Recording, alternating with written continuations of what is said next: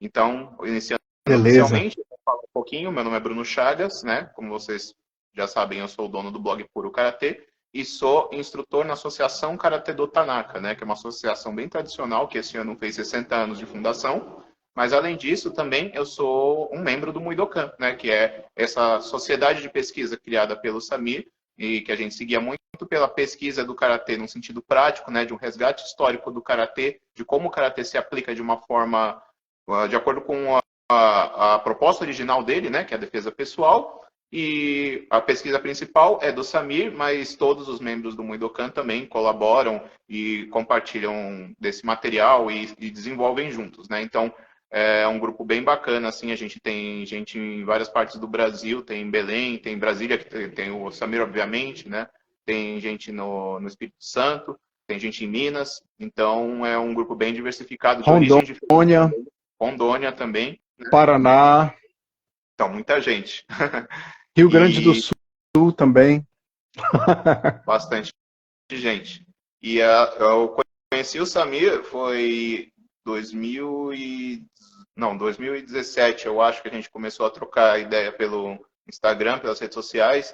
Teve um evento do Jazz Camp aqui no Brasil, né? Eu fui na edição do Rio e o Samir foi na de Campinas, mas a gente ficou, você vai nesse e tal, beleza. Aí ele foi me mostrando um pouquinho do trabalho dele, o vídeo que ele fez com o Jesse também, né, que teve uma repercussão muito bacana, e aí eu comecei a ter mais contato com o trabalho do Samir, ele foi compartilhando um pouquinho dos vídeos dele, do trabalho dele comigo, até que em 2019 a gente realizou um seminário aqui em São Paulo, que foi primeiro o seminário Karatê estilo antigo, e foi muito bacana, foi uma recepção excelente, né, a gente até queria fazer um antes logo, mas aí veio a pandemia e atrapalhou a vida de todo mundo, mas em 2022 a gente conseguiu retornar, fez Foi. de novo, foi excelente, foi muito bom mesmo. E agora a gente vai fazer de novo no mês que vem, né? Em agosto, no dia 19 vai ser em Campinas, então vão ser dois eventos, na verdade, no 19 em Campinas e no dia 20 aqui em São Paulo, na capital, né? E as vagas para Campinas, na verdade, só tem uma. Então, quem tiver interesse de participar pode tentar correr e pegar essa última vaga. Aqui em São Paulo ainda tem vagas. E até para já falar um pouquinho também desse seminário, né, que vai ser meio uma continuidade, mas para quem ainda não participou de nenhum, também vai ter uma introdução, vai ter uma parte teórica, o Samir vai explicar bem, para a gente conseguir aproveitar bem, e eu garanto que não vai se arrepender.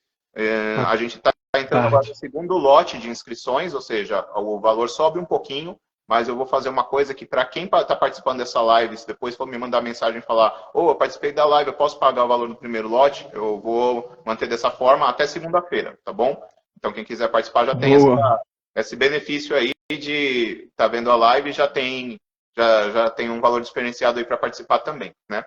E então, dada essa introdução, aí o principal agora, eu já falei de mim, falar um pouquinho do Samir também, né? Eu acho que a gente vê bastante dos vídeos do trabalho do Samir na internet, mas pode também a gente se perguntar como é que ele desenvolveu isso, qual foram as influências dele no Karatê. Então eu queria que o Samir primeiro se apresentasse, obviamente, falasse um pouquinho da trajetória dele, dos estilos que ele praticou, e um pouquinho da vivência dele com artes marciais, o que levou ele a querer estudar o Karatê antigo. Pode ser, Samir? Tá dando para me ouvir bem? Tá legal. Ótimo, ótimo. Pois é. É, bom, eu acho que eu tenho muito em comum com a maioria das pessoas que estão aqui assistindo. É, eu, eu gosto muito de karatê, né? Eu treino já há alguns anos e eu, eu passei por várias fases na minha trajetória com karatê. Bom, antes do karatê eu pratiquei algumas outras artes marciais, né? Talvez seja do interesse eu comentar isso. É, eu cresci num ambiente um pouquinho difícil, né? Um ambiente que tinha bastante violência, né? Infelizmente tive amigos que morreram, né?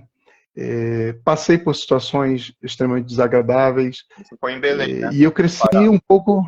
Isso foi em Belém, em Belém. Em Belém, não necessariamente em Belém, mas na região metropolitana de Belém também, né? Aquelas cidades que ficam no entorno.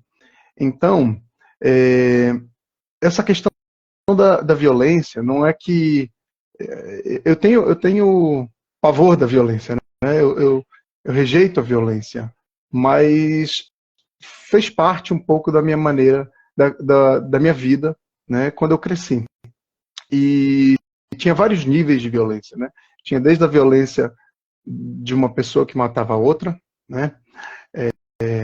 Inclusive, como eu falei, eu tive amigos que morreram, tive amigos que ficaram lesionados pelo resto da vida, né? E tinha aquela violência dos mais jovens, né? Que brigavam entre si, que reproduziam aquilo que eles viam nos mais velhos e, desde novo, eu acabei envolvido com essa cultura, né? Mais velho, passei por situações também, né, muito desagradáveis, eu prefiro não entrar em detalhe, só que, inevitavelmente, desde a minha adolescência, isso me atraiu para as artes marciais. Desde criança, na verdade, isso me atraiu. Eu tinha atração, tinha muito interesse por artes marciais. Então, quando eu era adolescente, eu brigava, né? Eu passei por muitas situações que eu não recomendo que ninguém passe, tá? Mas teve algumas coisas que eu aprendi desde essa época, né? Não me orgulho, na verdade, né? Me machuquei, cheguei a machucar pessoas, mas eu acho que isso me deu um certo nível de experiência, né? Experiência prática, com algumas coisas relacionadas à violência. A violência é um universo, né? Então qualquer experiência que eu tive, na verdade, era uma coisa limitada, né? É sempre limitado.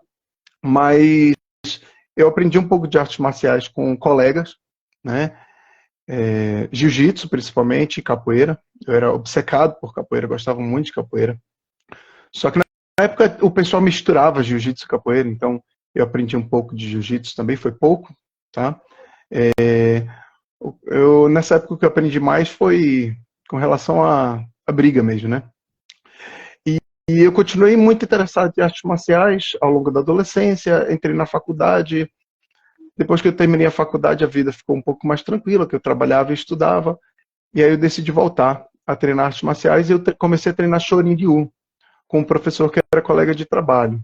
Eu treinei um tempo com ele, só que eu treinava aqui em Brasília, né?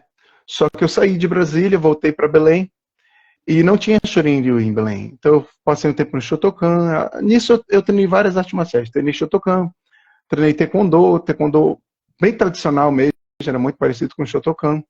Peguei a faixa preta no Taekwondo. Aí, no meio do caminho no Taekwondo, eu comecei a sentir que eu não estava tendo o que eu queria, porque eu queria uma arte marcial que funcionasse mais para defesa pessoal, que era uma preocupação minha. Inclusive, eu comecei a trabalhar num órgão que envolvia segurança pública, né? Então, por questão de trabalho mesmo, eu tinha muito interesse na parte de defesa pessoal. Anos depois comecei a dar aula, inclusive, nesse órgão, né? Aula de defesa pessoal. Mas treinei, então, Shorin-Ryu, treinei Shotokan, mudei para o Taekwondo depois de alguns anos, e porque era muito parecido com o Karatê, na verdade, então eu não senti uma Taekwondo tradicional, né? Não senti um impacto muito grande, só que quando eu estava me aproximando da faixa preta no Taekwondo, eu estudava muito, pesquisava muito, e eu descobri que o Taekwondo ele vinha do Karatê, na verdade. O Taekwondo, né, Kukkiwon, ele foi fundado por mestres de Karatê coreanos que aprenderam no Japão, se mudaram de volta para a Coreia, começaram a ensinar Karatê lá, e não entrando em muitos detalhes sobre a história do Taekwondo, mas isso é uma coisa, hoje em dia, que é fácil de se informar, de comprovar isso, é amplamente aceito hoje em dia. Anos atrás já não era uma coisa tão aceita, mas hoje em dia as pessoas assumem a relação entre Taekwondo e Karatê. Eu tenho professores tive professores do Taekwondo que vieram do Karatê coreano, né? Então, eu vi que o Taekwondo veio do Karatê, então voltei para o Karatê, né? Antes mesmo de pegar minha faixa preta no Taekwondo, eu peguei minha faixa preta, continuei no Karatê, mas era o Shotokan, né? Que não tinha Shorin-Ryu. E Não tendo acesso ao Shorin-ryu, fui treinando Shotokan, peguei minha faixa preta no Shotokan, mas também não estava satisfeito, porque eu queria procurar as origens da arte, né? Porque eu sentia que alguma coisa não tava certo com o que estava me ensinando. Eu gostava muito, mas eu sentia falta de aplicabilidade Você diz na defesa prática, pessoal, né? Esse aqui era na seu defesa principal. pessoal, Né? exatamente, exatamente. Eu via perfeitamente a relação do karatê com o esporte, né, com o Shiai Kumite, achava interessante, só que eu tinha uma preocupação muito grande com a defesa pessoal. E eu me lembro bem de uma coisa engraçada, que a minha esposa me viu treinando. Eu estava treinando Kokutsudachi Shitouke, né? Acho que eu estava fazendo Heianidan. E minha esposa olhou e disse: tá bom, mas isso aí não vai te garantir contra um pivete da rua, não. E eu fiquei todo desconcertado quando ela disse que o que eu estava fazendo não servia contra um pivete da rua. Porque eu achava que ela tinha razão. Como é como é que eu vou fazer aquele movimento lá com o pivete que tem aquela movimentação caótica? E se eu não conseguir lutar contra uma pessoa da rua que não é treinada, né? Para que serve, né, aquilo que eu estou treinando? Não, na verdade serve para um monte de coisa, né? Serve como atividade física, tem a formação do caráter, mas eu estava atrás da questão da defesa pessoal. Então, eu lembro que isso foi um estímulo muito grande para eu ir atrás. Eu não queria passar vergonha na frente da minha esposa. E então, lendo muito, pesquisando muito, lendo livros históricos, sempre em inglês, né? Infelizmente em português a gente não tinha muito acesso. Eu fui descobrindo muita coisa interessante, só que eu tinha muitas dúvidas. E eu acho que muita gente que está aqui compartilhou dessas dúvidas também, né? Sentiu que estava alguma coisa faltando no karatê. Eu lembro que eu fui num fórum e aí perguntei para que servem as bases, para que servem as defesas, porque eu não entendia para que serviam aquelas bases complexas, Kokutsudachi, Zenkutsudachi. Para mim é tudo base de luta, né? Ficar de pé assim e tá bom, já tinha base. Defesa, eu não conseguia usar defesa no comitê, as defesas de Guidambarai para defender, assim, né? Jogar para trás, depois jogar para frente para fazer um sotouke, né? Então, o quê? A mesma dificuldade. Aí eu fui pesquisando nisso. E eu criei fiz um acordo comigo mesmo. Ou eu descubro como o karatê funciona de verdade, compartilha dessas preocupações, né, Igor? É isso, muita gente daqui passou por tudo isso. Eu treinei com o sensei Kosaku Yokota, né, japonês, e ele me falou, ele colocou no livro dele, né, num dos livros dele que eu traduzi, o Mitos do Shotokan, e ele colocou assim que ele ficou na dúvida sobre a aplicabilidade do karatê. E foi uma frustração muito grande para ele, e para mim também foi. Eu passei por isso, né? Então, o meu acordo comigo mesmo foi: ou eu descubro como o karatê funciona para a defesa pessoal, porque eu supunha que karatê era uma arte que servia para defesa pessoal, ou então eu largo o karatê e vou para outra arte marcial.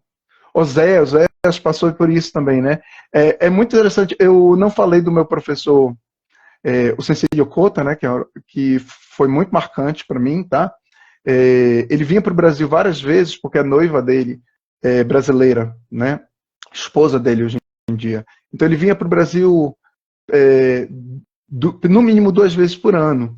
E eu tive o privilégio de treinar pessoalmente com ele. Toda vez que ele vinha, eu treinava pessoalmente com ele. Quando ele dava seminário, eu participava dos seminários. Eu, inclusive, atuava como intérprete dele, né? O inglês abriu muitas portas para mim, inclusive. Eu quero dizer que, para quem puder aprender inglês, é um divisor de águas também no karatê Eu brasileiro, vou falar tá? Porque tem muita coisa boa em essa inglês. coisa Pode falar, Bruno. foi exatamente comigo também. Eu sempre trabalhei com comunicação, com marketing, né? Lia muitos artigos em inglês, mas quando eu comecei a pesquisar sobre karatê, aí não teve como. Tive que ir atrás de livro, ir atrás de artigo, atrás de vídeo e tudo em inglês. Então, o meu inglês se desenvolveu por causa do karatê, né? Infelizmente é uma barreira que a gente tem, que não tem muita coisa traduzida para o português atualmente, né? E a gente acaba tendo que fazer um trabalho não só de traduzir, mas de interpretar isso e passar adiante também, né? Sim, sim. Bom, então, alguma escola para indicar? Nossa, tem tantas escolas para indicar. Guarda essa aí que eu posso te falar depois. Aula, aula de Eu inglês, acho que tá varia bom. muito da sua disponibilidade, ô, É, Jéssica, né? Porque, mas assim, eu sou meio autodidata, né? Acho que o Samir também foi por também. essa linha. Então, acho que é bom dar uma pesquisada numa escola que seja tradicional, que seja boa, né? Para ajudar, mas assim, inglês é realmente importante. Olha só, isso não faz sentido. Ó, o Amurians comentou também, né? Pois é, cara, esse negócio do cara ter para defesa pessoal, então eu tava nessa dúvida, né? E aí eu fui pulando de galho em galho, né? Eu fui no Chorin, depois pulei para o Shotokan, depois do Shotokan eu fui para o Taekwondo, passei muito tempo, anos no Taekwondo, paralelamente voltei para o Shotokan, passei anos no Shotokan, deixei minha academia de Shotokan em Belém e fui treinar só, em particular com o Sensei Yokota. Quando ele vinha para o Brasil, ele também me deu aulas online, tenho que dizer que foi muito bom mesmo, foi divisor de águas, ele tinha um olho para detalhe que eu nem, ele percebia coisas na minha técnica que eu nem sabia que existiam, né? Então ele me ajudou muito, tá? E eu treinei com outras pessoas, treinei com o Sensei César Gonçalves do Uruguai, inclusive aprendi muito espanhol com ele, treinei online com o Sensei Nanjardvich, que a gente cita ele no site do Muidokan, né? Ele provavelmente, não, ele é com certeza a minha maior influência, né? O professor que mais me influenciou no mundo do karatê. Ele fez toda a diferença, né? Na minha carreira. Então eu fui aprendendo com um monte de gente e de cada um eu pegava um pouco, né? Porque sempre tinha coisas boas para oferecer e até hoje, na verdade, aprendo com muita gente, não só com os alunos do Muidokan, que são os meus principais professores, os membros do Muidokan, mas com amigos mesmo, né? Quero até mandar um abraço pro Bruno de Linhares, do Espírito Santo, não sei se ele está aí, mas eu vou dar um seminário em Linhares, inclusive agora em novembro. O Bruno, o Túlio, que eles são do Goju-Ryu, aprendi Goju-Ryu pra caramba com eles. Então, estou sempre aprendendo, na verdade, né? E eu acho que, inclusive, esse é o ideal, né? A gente está sempre aprendendo, sempre tem coisa para aprender. E aí o que aconteceu foi que eu fui pesquisando e descobri coisas que me fizeram ficar feliz com o karatê, né? Eu não larguei o karatê porque eu vi que ele funcionava para defesa pessoal. E o centro dessa pesquisa que me fez perceber isso foi o kata. Né? Comecei a investigar, olha aí, vai estar no seminário de Linhares. Comecei a investigar os katas e eu tinha aquela experiência, né, de luta corporal e criei um grupo extremamente informal, não era o Muidokan ainda, de pesquisa de karatê. E a gente se batia mesmo, a gente se testava na porrada, né? E eu chamava gente, o tempo inteiro eu estava tentando chamar gente para treinar comigo. E eu dizia, a gente se bate, né? A gente faz testes, né? Sempre com boa intenção, né? Sempre na amizade, nunca aconteceu briga nos nossos testes, né? Isso foi nos primórdios, tá, gente? Quando ainda não existia o Muidokan e os primeiros membros do Muidokan, na verdade, não estão mais ativos hoje. Alguns estão, né? Alguns são bem antigos, mas a maioria não está mais participando dos treinos hoje. Então, aprendi muita coisa desse jeito, né? Muita coisa prática. E fui testando. Então, comecei a formular hipóteses para o funcionamento dos katas, fazer análises lógicas, né? Análises formais também para o funcionamento do kata. Pois é, o Lovo Els está falando do Viu, tem o Viu, que é membro do Muidokan. Então, eu formulei hipóteses de funcionamento dos kata. Né? Para que serve essa base? Eu acho que serve para isso. Para que serve esse movimento? Eu acho que serve para isso. E eu comecei a analisar os katas pesadamente. Hoje a gente tem acesso à internet, com o YouTube, né? Tinha literalmente centenas de vídeos de katas, talvez milhares de vídeos de katas para analisar. Só do Heian, né, que são os Pinhan em Okinawa, tinha dezenas e dezenas de vídeos dos Heian, dos Pinhan. O que eu fazia? Eu assistia um por um, baixava um por um, cheguei a colocar em planilhas do Excel, descrevendo cada um dos movimentos, as semelhanças, as diferenças e como é que as coisas funcionavam, né? E eu comecei a perceber padrões nos katas, né? Toda vez que ele vira para esse lado, ele vira fazendo esse tipo de técnica. Nesse estilo, quando ele roda, ele faz assim. Nesse outro estilo, ele não roda, ele só troca a base.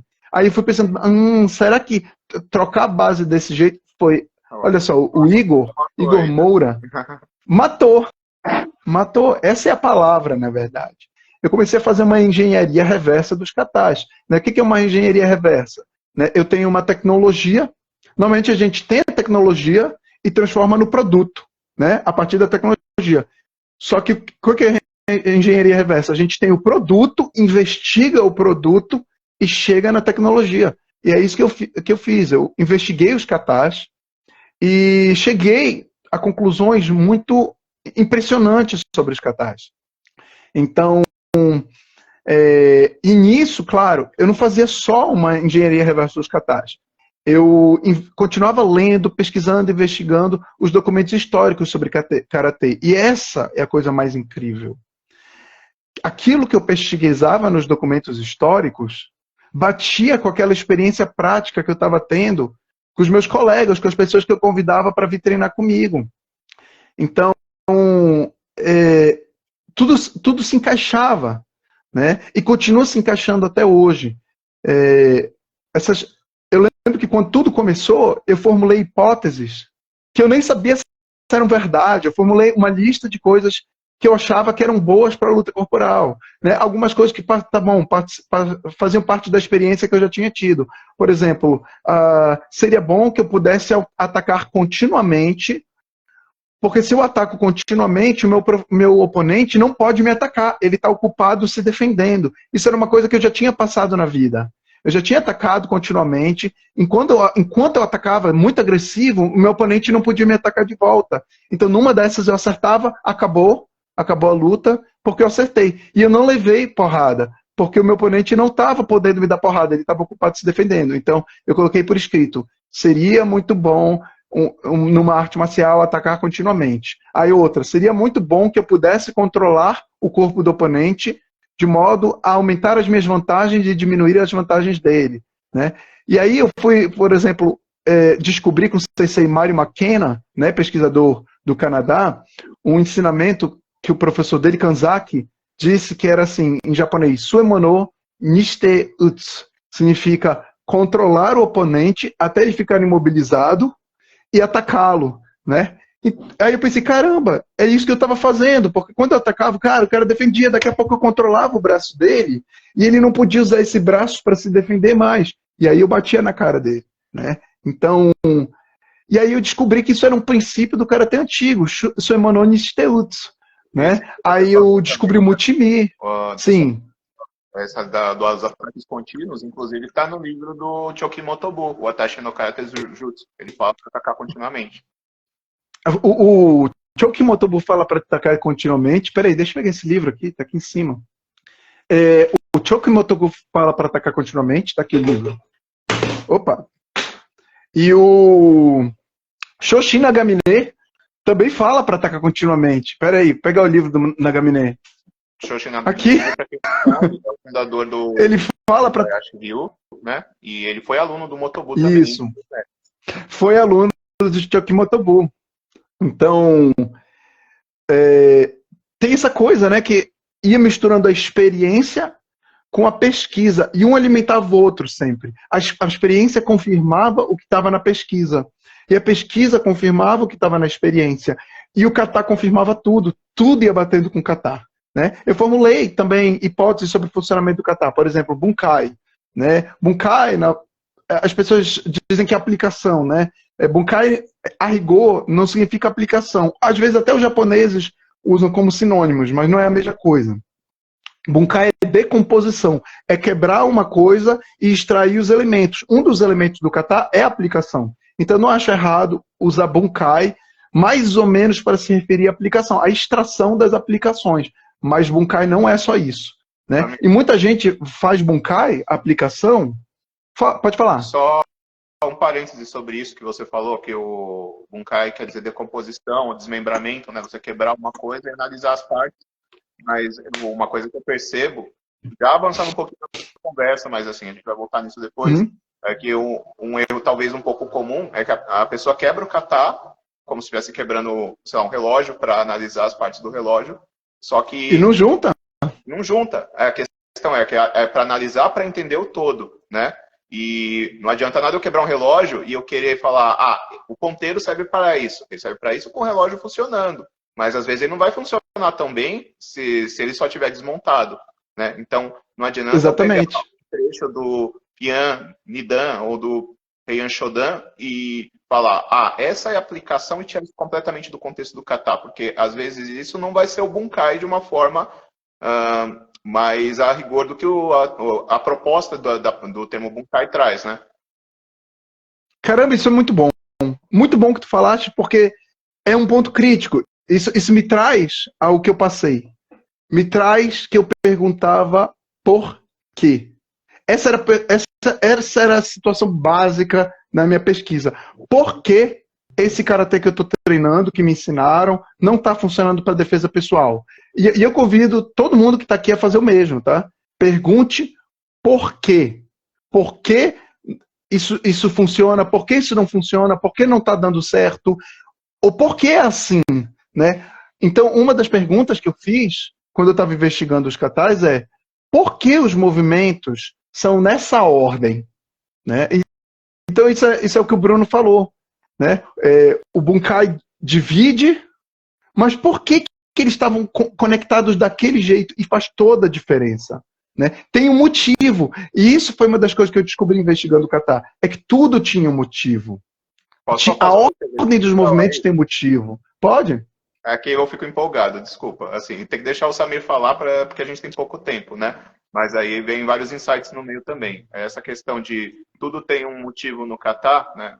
Imagina você tá lá, sei lá, 200 anos atrás, você tem o kata como uma forma de transmitir o conhecimento e tem muita gente hoje em dia que considera o kata só como uma coisa que você pega aleatoriamente e vai essa junção não faz sentido no todo, né? Você tem que tirar o movimento de contexto do kata para que ele funcione.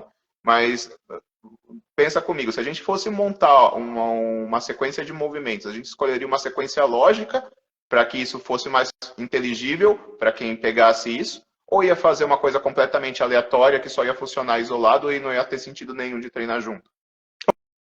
Olha, isso é muito bom que o Bruno falou. Eu quero chamar a atenção de todo mundo para isso, tá, pessoal? Isso é muito importante, sério. Coloquem aí marquem agora importante. Se os movimentos do kata, se a ordem dos movimentos do kata não fosse importante, não tinha motivo para existir kata. Era só treinar Kihon, era só treinar as técnicas isoladamente, separadamente. E existe isso. O judô como é? O judô tem kata sim, tá, gente? Ele tem kata de defesa pessoal, não são muito praticados, mas tem. Mas no dia a dia do judô, treina um pouco, né? Treina um pouco. Normalmente treinam as técnicas uma separada da outra. Isso é ok. Isso é normal. O Ketsui Karate Dojo. Exatamente. Então o que acontece? As técnicas têm uma ordem no kata por um motivo. E digo mais, eu vou dizer qual é o motivo. Pensa num lutador de judô. O lutador de judô, ele aprende uma técnica de cada vez. Isso aqui é um sotogari, isso aqui é o Iponsei Inage, né? Só que o praticante avançado de judô, ele não pratica uma técnica isolada da outra. Ele começa a fazer combinações. Eu vou fazer isso aqui que é uma finta para fazer uma técnica. Aí o cara vai reagir desse jeito. Quando ele reagir, eu vou transformar em outra técnica. Olha só que coisa interessante. Ele começa a criar um kata numa ordem. Né? Ele tem uma ordem certa de fazer as coisas. O pessoal do jiu-jitsu, nossa, faz muito isso. Eu tenho alunos que vêm do jiu-jitsu, né? Aí uma vez eu falei sobre isso para um aluno, ele tem mais de 20 anos de jiu-jitsu, ele falou, não, isso aí a gente chama de plano de jogo. Aí o caramba, plano de jogo, o que ele está falando de plano de jogo no jiu-jitsu é o nosso kata, né? porque aí é um ponto que eu vou entregar para vocês já, né? Alguns já sabem, e o pessoal do Muidokan sabe bem, que o kata, a ordem dos movimentos é crítica, porque cada movimento prepara o movimento seguinte. Então, se eu dou um soco aqui, o cara se defende em cima, porque ele não quer levar um soco. Ele se defende em cima, e aí daqui a pouco eu desço, eu mergulho para atacar embaixo, nos testículos dele. Por exemplo, com o Gedambarai, com o movimento de Gedambarai, eu ataco o saco dele. Por quê? Porque o movimento de atacar em cima fez ele se defender em cima, e ele ficou rendido embaixo. Aí eu ataco embaixo. Ah, mas você precisa atacar embaixo, ou precisa atacar em cima, vai direto embaixo. Não. A questão essa sequência não é obrigatória. Não é obrigatório usar essa sequência. Se eu acertar o cara em cima, talvez acabou. Nocaute. Né? Atacando de cheio, né? Acertando de cheio, ele sem protetor bucal. Né? Se eu atacar com uma mira boa. Então, a sequência não é uma coisa obrigatória. Mas, quando o cara reage à sequência, a gente cria uma conexão para o próximo movimento do kata. Então, tem um sentido a ordem dos movimentos do kata. Cada movimento prepara o próximo. Então, quando eu faço um Gedambarai, por exemplo, puxando o braço dele, aí ele resiste ao golpe nos testículos. Quando eu digo Gedambarai, tá, gente? É muito importante lembrar que esses nomes das técnicas são nomes modernos. Tá? Inclusive, de escola para escola, em Okinawa mesmo, varia. Então, por favor, não pensem que quando eu digo Gedambarai, eu estou falando de uma defesa baixa, né? Em varredura, né? Que é a Gedan, nível baixo, Barai é Harai, Harau, que é varredura, uma varredura em nível baixo. Não estou falando disso.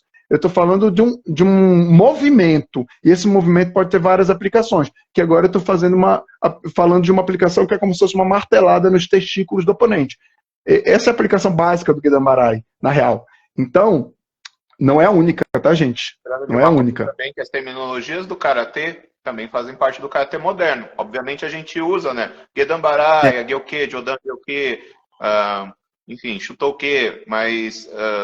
Matsumura com certeza não tinha as mesmas nomenclaturas, por exemplo, né? Então são coisas que, para que a gente possa conversar, para que a gente possa entender, para que a gente possa treinar em grupo, hoje em dia a gente tem mais ou menos uma padronização, apesar de variar uma coisa de escola para escola, né? Mas que às vezes não representam todo o potencial funcional da técnica, né? Então, tem esse resgate do karatê antigo, às vezes até a gente explorar um pouquinho mais, analisando mais o movimento do que a terminologia também. Isso. Então, aí, por exemplo, a gente faz o Gedambarai, o cara defende o golpe nos testículos. Nisso, a atenção dele está nos testículos. E o meu braço está aqui pertinho do cotovelo dele. Aí o que eu faço? Eu faço uma pressão, aproveito o cotovelo dele e faço uma chave de cotovelo. Né? Então, cada golpe obriga o oponente a se defender de um jeito. Quando ele se defende de um jeito, ele se expõe de outro jeito. Não dá pra gente se bloquear tudo ao mesmo tempo. Né? Ele se expõe de outro jeito e a gente aproveita essa exposição dele para dar um golpe seguinte. Ou seja, o que eu queria dizer é a ordem dos movimentos no kata faz diferença. Quer dizer que vocês vão usar todos os movimentos do kata numa luta? Não, muito pelo contrário. Idealmente vocês querem usar 1, 2, 3 movimentos. Mas vocês não precisam começar do primeiro movimento. Pode ser o movimento 10, 11, 12. Pode ser o movimento 15, 16, 17. Né? Ou então vocês podem quebrar a ordem também, porque isso é válido e tem bons motivos para quebrar a ordem. Eu estava falando do porquê. Né? Então, a pergunta é, por que esse karatê que me ensinaram não está funcionando para defesa pessoal? E a resposta é, porque alguma coisa se perdeu no caminho, se perdeu num processo histórico. A gente pode falar desse processo histórico daqui a pouco, tá, Bruno? Então, se perdeu num processo histórico que os professores que ensinaram a gente, eles tinham a melhor intenção, eles eram bons, mas a gente só pode ser bom naquilo que ensinam a gente. Né? Então, alguns ensinamentos antigos do Karatê não foram ensinados para os professores dos nossos professores, não foram ensinados para os nossos professores e eles não ensinaram para a gente. E por isso o Karatê não estava servindo para defesa pessoal. Né? Aí vai mais uma pergunta do porquê. Por que os movimentos do kata são colocados nessa ordem? é porque essa ordem é importante. Outra pergunta, outro porquê. Por que no kata a gente gira para um lado, depois gira para o outro, depois gira para frente? Por exemplo, né? O Embusen dos katas. Por que assim? A resposta é porque é importante, porque faz diferença. Senão, não tinha giro. E isso é uma das coisas fundamentais que eu quero falar sobre o kata e sobre o karatê. Nada é por acaso. Né? Especificamente nos giros do kata, não sei se a gente está muito avançado já para falar disso, o giro do kata tem um significado específico. Varia um pouco conforme a linhagem. No Goju-Ryu, eles são um pouco mais literais. Eu sigo numa diagonal, a mudança de defesa pessoal para o esporte, essa é uma pergunta muito boa, né? Não seria o motivo? Seria, mas não é o único motivo. Tá? Meiji Okinawa, antes de esportificarem, né, o karatê, na verdade já estava tendo uma mudança considerável. O karatê antigo, ele foi ensinado mais ou menos até o início do século XX, ou o final do século XIX. Né? E ele era ensinado num padrão de 1 para 1. Um ensinava um. Né? E ele era voltado para defesa pessoal. E aí o que aconteceu? Era muito pouca gente que treinava karatê. Né? E ele era ensinado em segredo. Quando eles abriram o karatê para o grande público, começaram a ensinar nas escolas de Okinawa, eles ensinaram outro tipo de karatê. Era um karatê voltado para a educação física. Porque o karatê é bom pra caramba para a educação física. Né? Não é só o karatê antigo que é bom. O Shotokan é sensacional para educação física, o Goju-Ryu, o Shito-Ryu, o Echi-Ryu, né? O Kyokushin é uma arte marcial que é uma atividade física sensacional. Então, eles decidiram ensinar karatê como se fosse uma educação física e deixaram para trás a questão como defesa pessoal. O esporte foi vindo logo mais para frente, não foi imediatamente. Então, o que eu quero dizer é, não é só o esporte que fez perder a questão da defesa pessoal. Foi o karatê como educação física, foi esporte, foi a mudança de cultura no Japão. A partir da era Meiji, né, as artes marciais como um todo foram sendo modernizadas. O Jiu-Jitsu antigo foi virando Judo. Né? O Kenjutsu foi virando Kendo. Várias artes marciais foram... Não tinha mais sentido usar para guerra, né? Ou para defesa pessoal, porque algumas artes são de guerra, algumas artes são de defesa pessoal, isso é um pouquinho diferente, muda, né? Se a arte marcial é de defesa pessoal ou se é de guerra, vai ficar salva, tá, Otávio? Quer dizer, eu acho que não vai ficar? Não vai embora não, pelo amor de Deus, hein? Mas não vai embora. Faz as perguntas. A busca de Tosuanko de tentar inserir nas escolas de Okinawa, com certeza é um motivo, com certeza.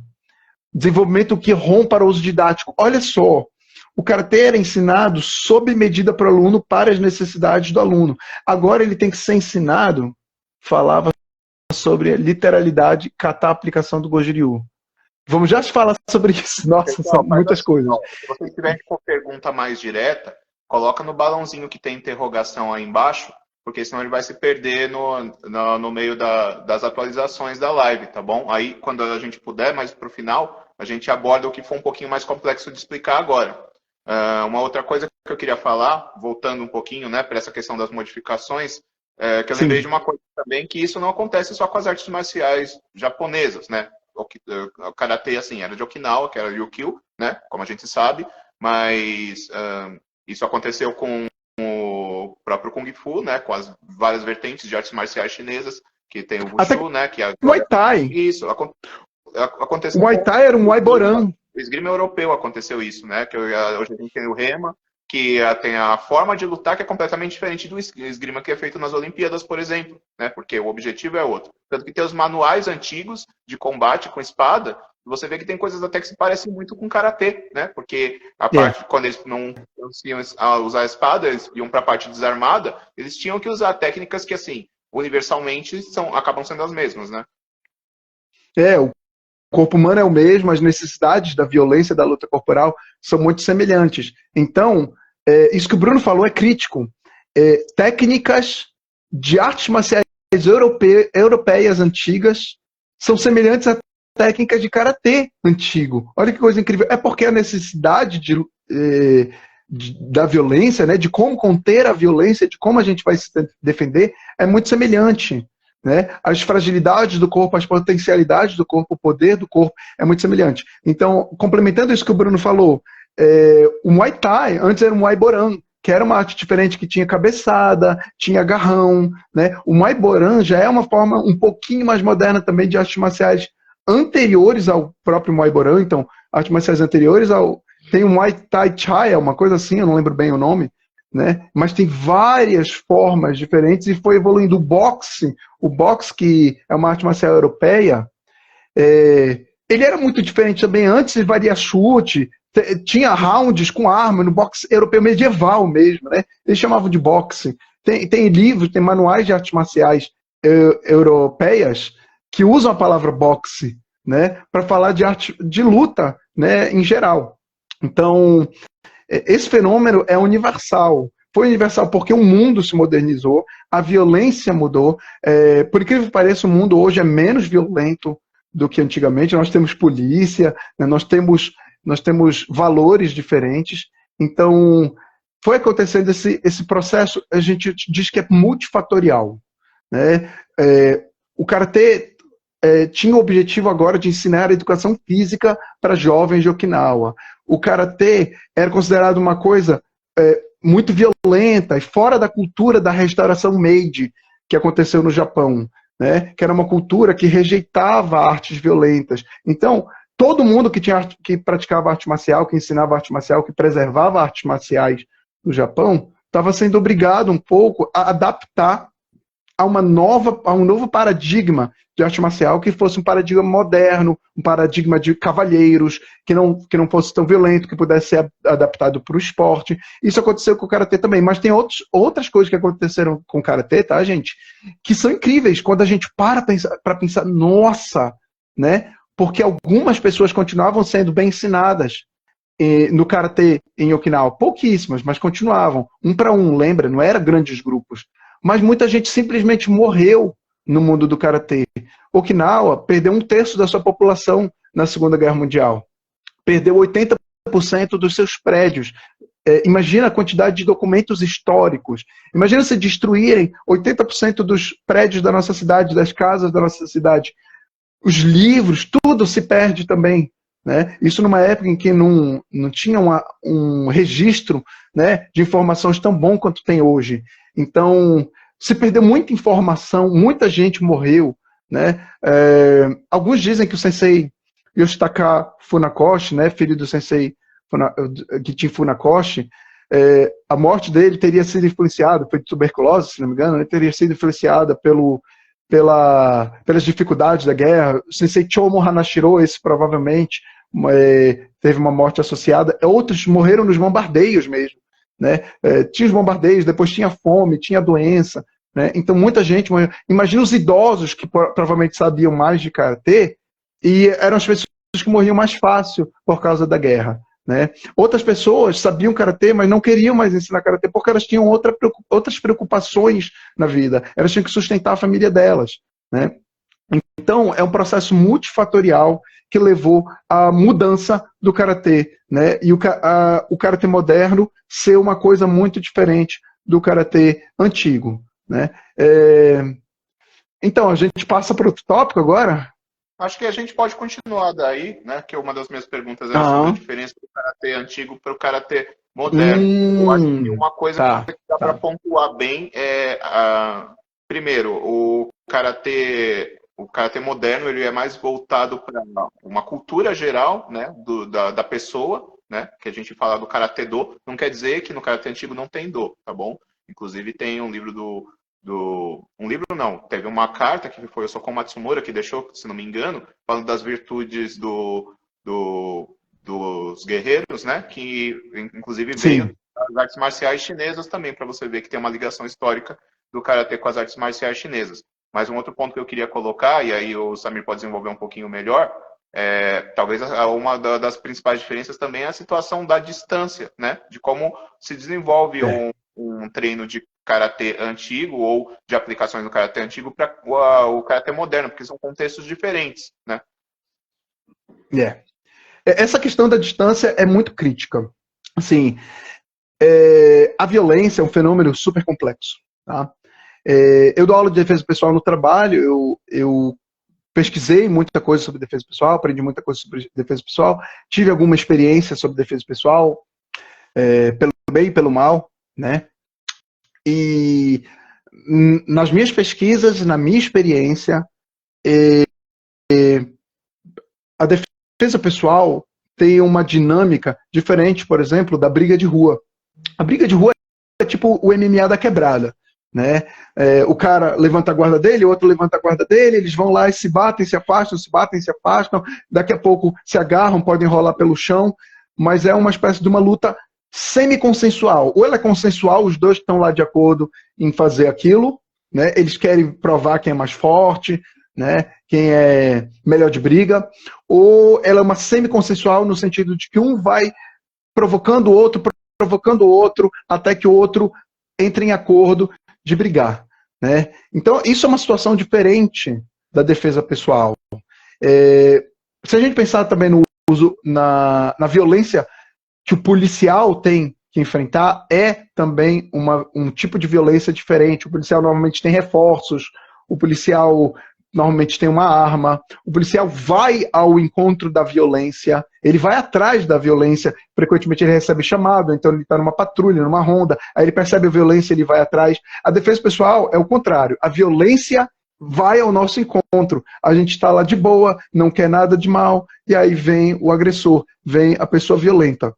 E nessa dinâmica da defesa pessoal, normalmente a violência ocorre muito mais a curta distância. Claro, excluindo o fato de acontecer de usarem arma de fogo, uma arma de longo alcance, né? Até mesmo no caso da arma de fogo, tá, gente? Eu já tive 3 armas de fogo apontadas para mim. Uma foi assim, antes de eu perceber o que estava acontecendo, a arma já estava na minha cabeça. E mesmo quando existe arma de fogo, modernamente, contemporaneamente, é muito comum que essa arma de fogo seja apontada em curta distância, tá, gente? Eu não estou querendo estimular vocês a lutarem contra alguém que tem uma arma de fogo, tá? Eu só estou dizendo que a dinâmica da luta corporal, a dinâmica da violência em defesa pessoal tem uma ênfase muito grande em curta distância. Porque o que acontece? Se não tem curta distância, vocês podem fugir. E eu posso dizer para vocês, eu já fugi, tá? Eu já fugi. Não quero dizer que foi a coisa correta a fazer também, tá? Mas a polícia tem a ver com os grupos que cuidavam da segurança. Olha só que interessante essa colocação histórica aí. Então, já fugi. E fugir funciona. Nem sempre é a melhor opção, tá? Mas a questão é evitar o confronto é de fato a melhor opção. Se eu sou o melhor lutador do mundo, tá? E eu ataco o meu agressor e dou uma surra no meu agressor, ok, escapei, mas eu ainda tinha uma probabilidade, uma chance de me machucar, tá? Se eu evito o confronto como um todo, eu não tenho chance nenhuma de me machucar. Evitar o confronto é mais seguro. Como se não bastasse, se eu dou uma surra no meu agressor, eu posso ter que responder legalmente. E se eu matei ele? Imagina o choque emocional de matar uma pessoa, né? E se ele tiver comparsas? E se alguém quiser vingança? E se ele não morreu, mas daqui a pouco ele quer vingança, né? Como eu conheci, infelizmente, colegas de rua, né, vizinhos, que quiseram vingança, gente que morreu por vingança, gente que matou por vingança, né? Então, sempre é melhor a gente evitar a violência quando possível. A arma na cabeça, né? Que nós precisamos fazer nessa situação? Olha, eu tive 3 vezes a arma na cabeça, eram só situações de roubo, e eu simplesmente entreguei os meus pertences. E nem entreguei tudo, tá? Uma vez eu continuei com a minha aliança, eu me fiz de besta, né? O cara tentou tirar minha aliança e eu não ajudei, né? Ele podia ter tirado minha aliança, mas eu não ajudei. Olha, excelente essa citação da Tanaka, a melhor luta é a que não acontece. Então, escapei com a minha aliança, perdi o celular, perdi a carteira, no outro perdi a carteira, perdi o celular também, mas eu levei de volta a minha vida. E teve uma que tiraram o dinheiro da minha carteira. Eu fui roubado muitas gente, vezes, tá, gente? Não foi só essas 3, não. Pô, tá. Eu brinco dizer que eu fui roubado mais vezes do que eu me preocupo em contar. Pode falar. Eu lembrei de uma outra live que eu vi, que é do nosso amigo Guilherme, do Kizami Team, né? E ele fez sobre defesa pessoal também. Acho que a gente está desviando um pouquinho do tópico, porque a gente está falando, tá entrando mais em violência urbana do que falando do caráter, né? Mas só para concluir, uma coisa muito bacana que ele falou foi que a melhor defesa pessoal é aquela que você chega em casa inteiro. Então, Perfeito. eu acho que isso resume. O principal é você não se meter numa situação que você possa comprometer sua integridade física ou de outras pessoas. Segundo, é sempre caótico, você nunca sabe o que tem por trás, se tem mais gente, se a pessoa está com uma arma, se alguma coisa do tipo. Então, a gente sempre tem que pensar que o confronto físico é o último recurso de todos, né? Mas, obviamente, a gente treina para que o confronto físico, quando aconteça, a gente tenha mais chances de voltar para casa inteiro também. Tá aí. A gente saiu um pouquinho do tópico, mas eu vou voltar para o tópico pelo gancho que tu falaste. O que acontece? A gente procura evitar a violência, né? A gente já falou um monte de coisa. Nas aulas de defesa pessoal, eu ensino, vocês têm que evitar comportamentos de risco, lugares de risco, horários de risco, né? Então, comportamento, lugares, horários.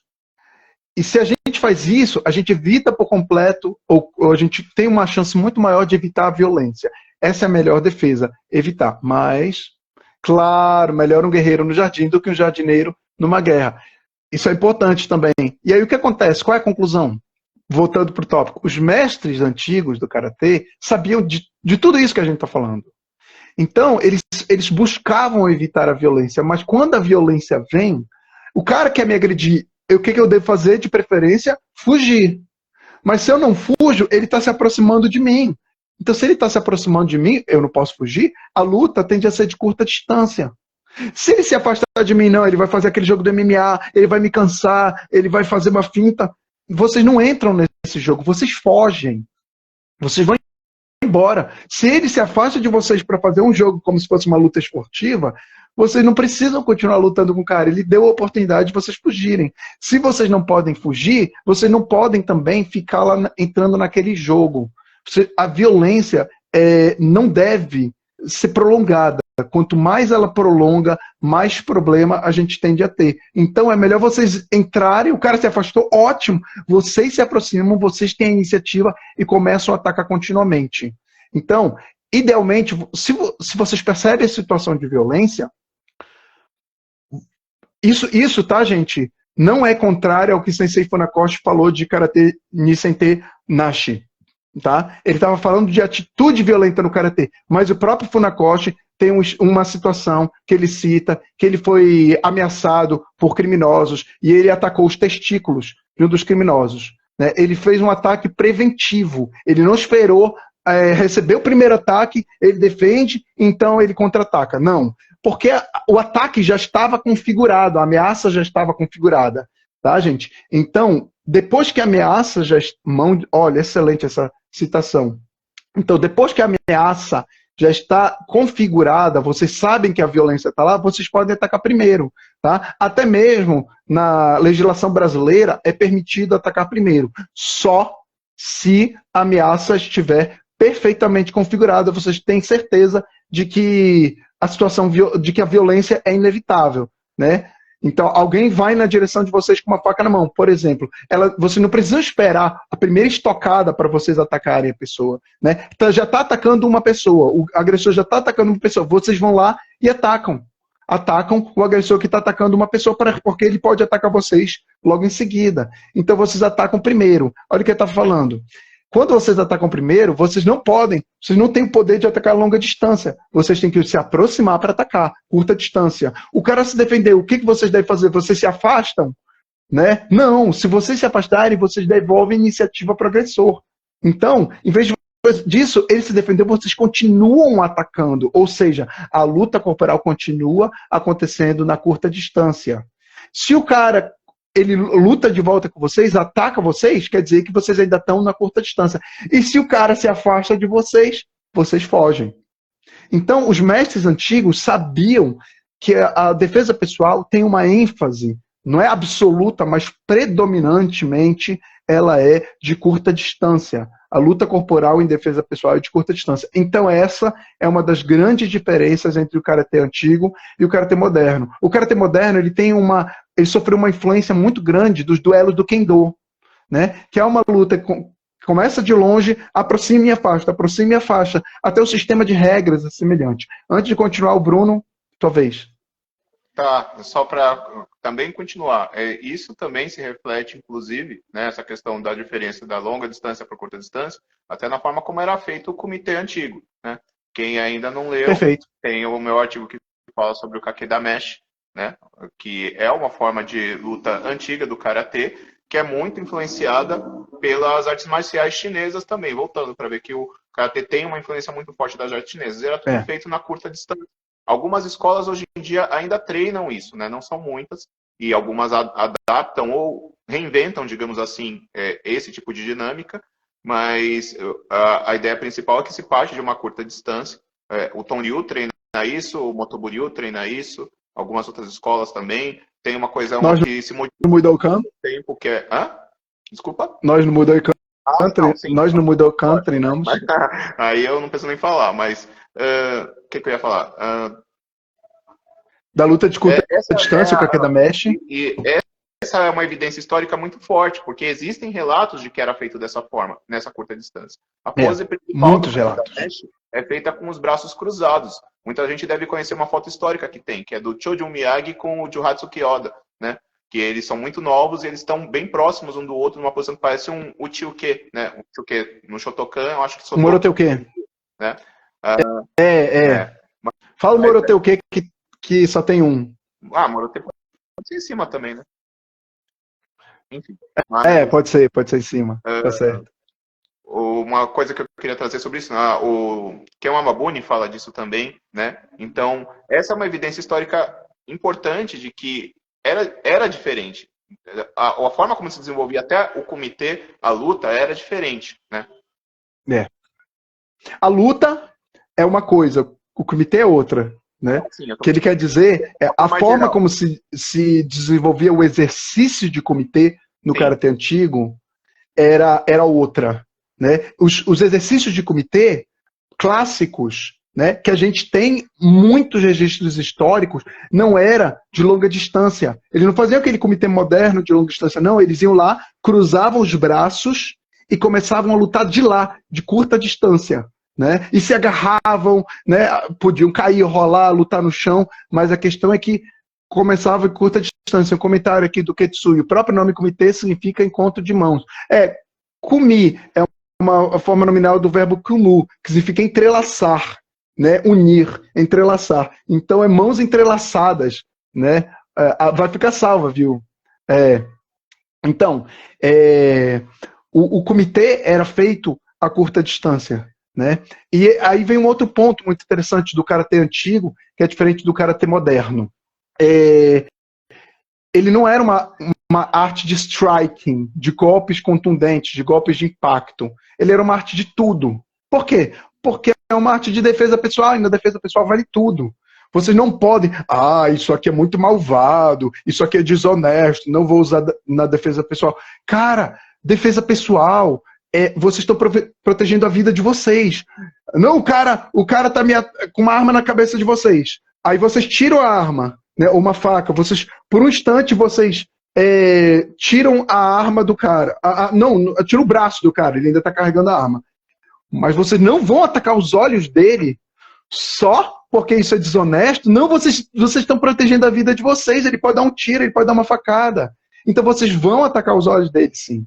Tá? E se vocês tiverem uma oportunidade de fazer uma chave de articulação, vocês vão fazer uma chave de articulação. Se vocês puderem arremessar, vocês vão arremessar.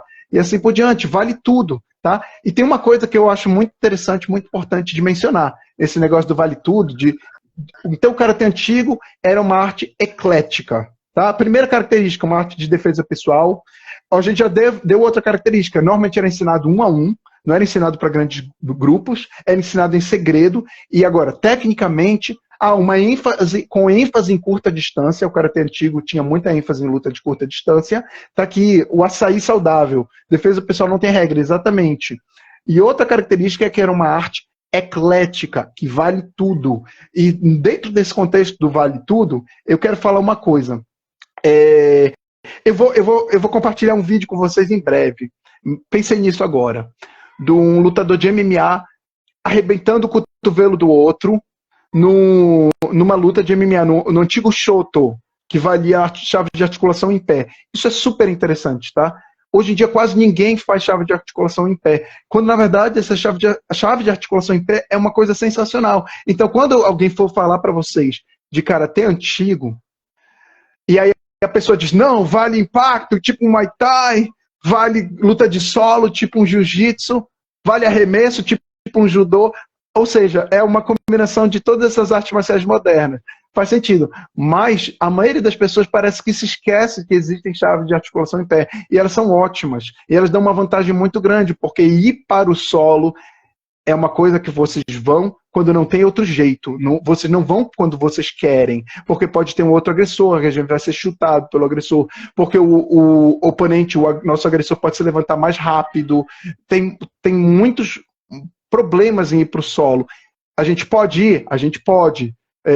Só que na dúvida é tipo dar um chute alto. Ele pode dar certo, um chute alto, a gente nocauteia o cara, mas o risco é muito alto. E quando a gente fala de defesa pessoal, a gente deve evitar correr riscos altos. É melhor a gente tomar ideias mais conservadoras. Inclusive um chute alto, com uma calça jeans, um short, vai ficar muito mais difícil de fazer, hein? Quando a gente não está aquecido, né? Se escorregar, aí acabou. Se a roupa não deixar o chute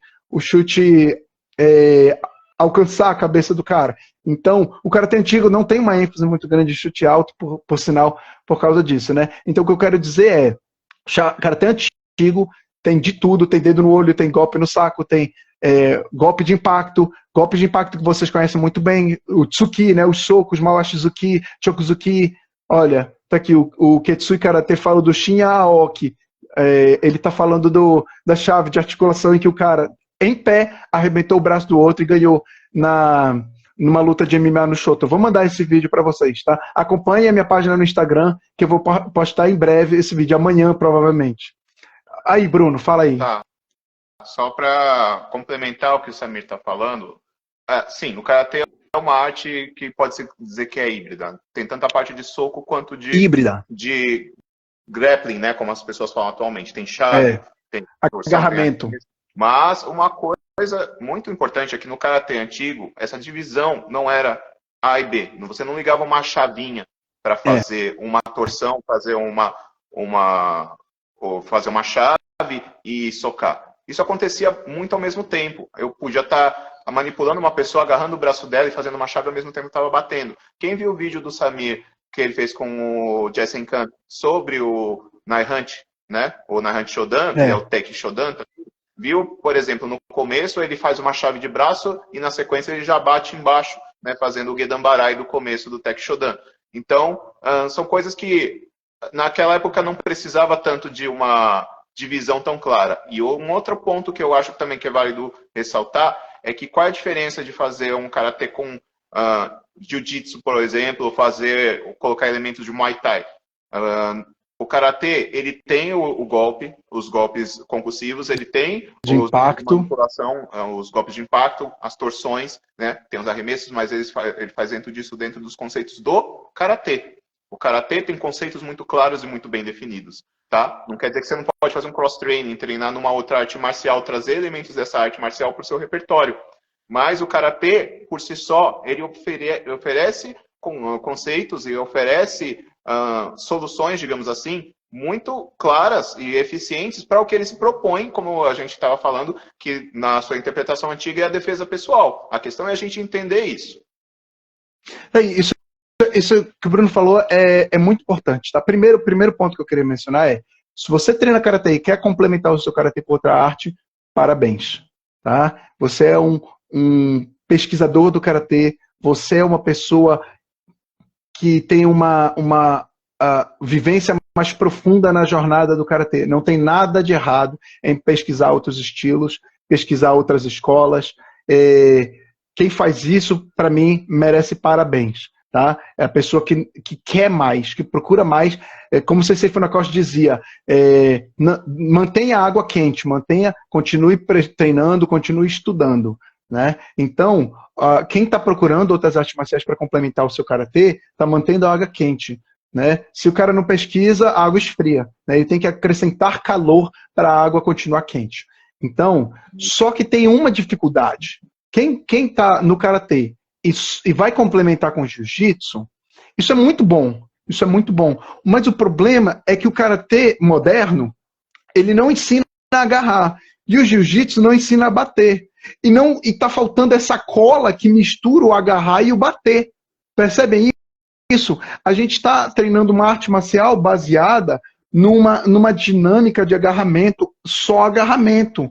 Ninguém no rola do jiu-jitsu pensa, peraí, mas e se ele der um soco na minha cara? Porque isso não faz parte das regras do jiu-jitsu moderno. E se ele enfiar o dedo no meu olho? E eu não posso enfiar o dedo no olho dele nessa hora? Eu não posso bater nele nessa hora?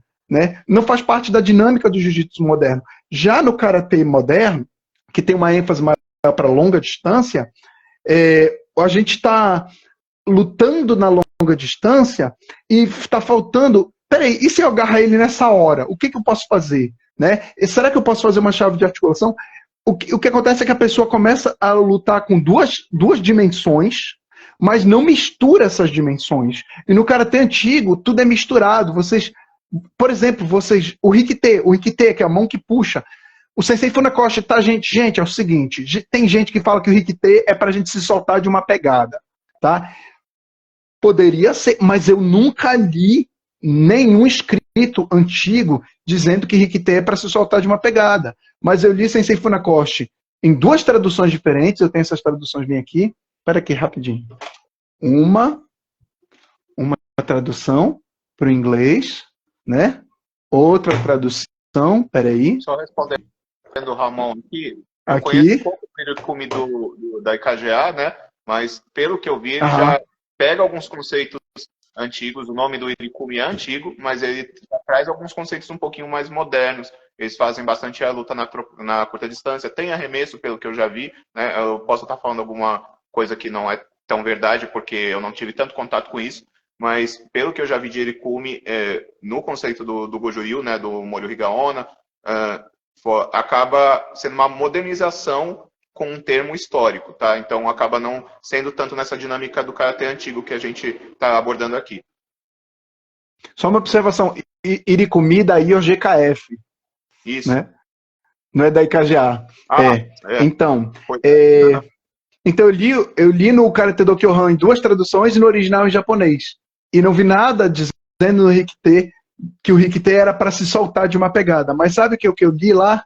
Eu li que o Rikite é para agarrar o oponente, puxar o oponente, e se a gente torcer enquanto a gente está puxando, a técnica é mais eficaz. Olha só, isso é louco, cara. Isso é louco. Tá escrito, preto e branco lá, gente, pra gente ver, tá? Em alta resolução, em alto contraste, que o Rikite é para agarrar e puxar. E sabe o que acontece quando vocês fazem o Rikite num kata? Normalmente a gente bate ao mesmo tempo que a gente está fazendo o Rikite, né? Então, o Chokuzuki a gente faz assim, né? Mais ou menos assim, puxando. Imagina que vocês estão agarrando o cara, puxa o braço do cara e soca na cara dele. E quando vocês puxam o braço do cara, fica mais fácil dele ficar rendido. Tá aqui meu braço, puxou meu braço. E o flanco do meu corpo fica exposto. Agora eu tô com a lateral da mandíbula, eu tô com a têmpora exposta. E são alvos sensacionais para neutralizar o cara. O meu outro braço, que eu poderia usar para defender, foi jogado para trás. Foi jogado para o lado de cá. Tá mais difícil de eu defender o meu flanco. Agora, o meu cotovelo pode ser hiperestendido e transformar numa chave de cotovelo quando puxa o meu braço com Rikite.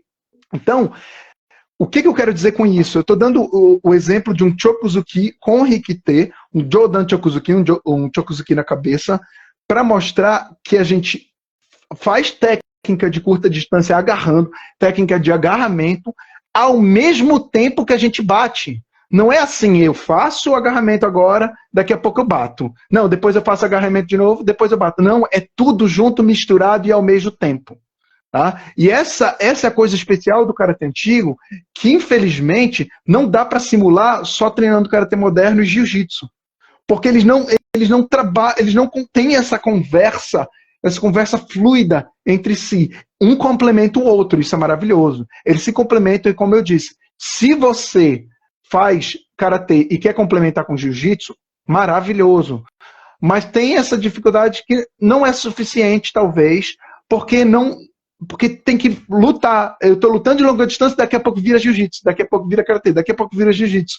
E não tem essa mistura que o karatê antigo tem. Então essa é uma outra diferença entre o karatê moderno e o karatê antigo. É uma arte que mistura tudo. Fala aí, Bruno. Tá, só atualizando vocês, pessoal, a gente tá 1h15 já de live agora. Eu me comprometi com o Samir da gente tentar se manter pelo menos em 1h30, né, e não passar muito mais disso. Quem participou do seminário que a gente fez ano passado, né, a gente fez uma live pré-evento que a gente vai fazer também nesse, essa fechada para quem é inscrito no seminário, e eu também tinha previsto 2 horas, a gente ficou 4 horas lá conversando, porque é um assunto muito complexo, tem muita coisa, né, para a gente conversar.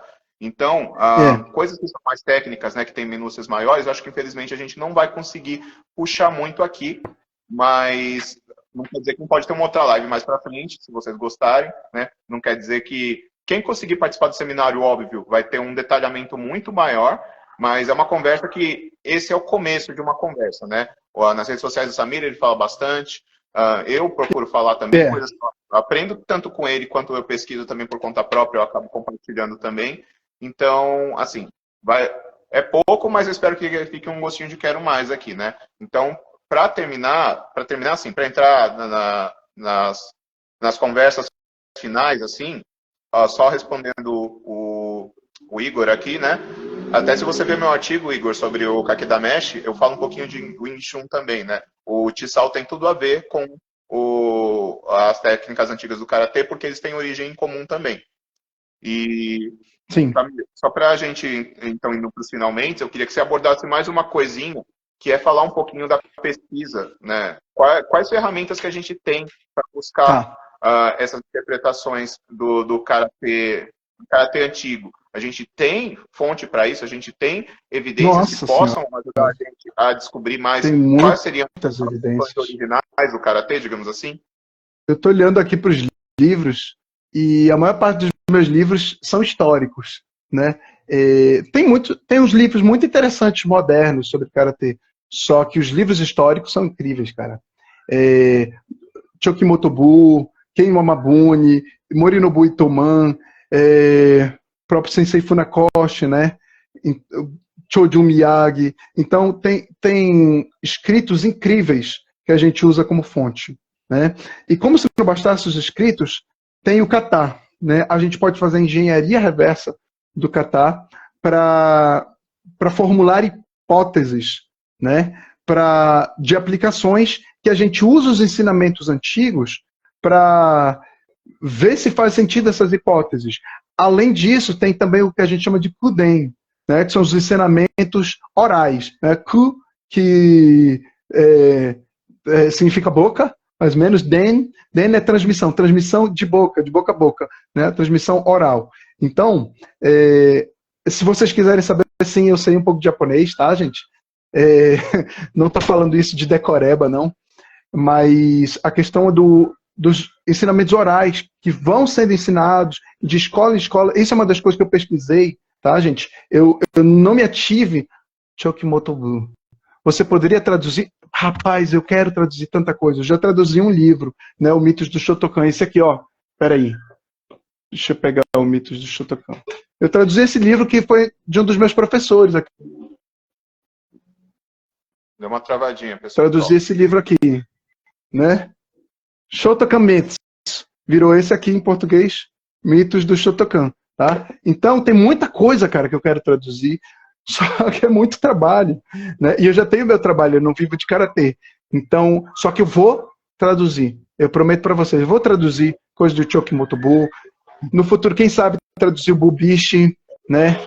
Que é outro livro sensacional também. Então, enquanto isso, tá, gente? Estuda inglês. que é bom para a vida. Agora, voltando para a pergunta do Bruno, como é que a gente consegue descobrir quais são as fontes do karatê antigo? Tem a experiência de luta corporal mesmo, né? Por exemplo, a experiência de atacar continuamente é uma coisa que eu comprovei nos livros, mas que eu já tinha pela minha própria experiência de luta. Inclusive, o exercício de Kakeda Mesh dá uma experiência incrível para vocês, tá? Se vocês fizerem um Shiai Kumite, vocês vão ganhar experiência.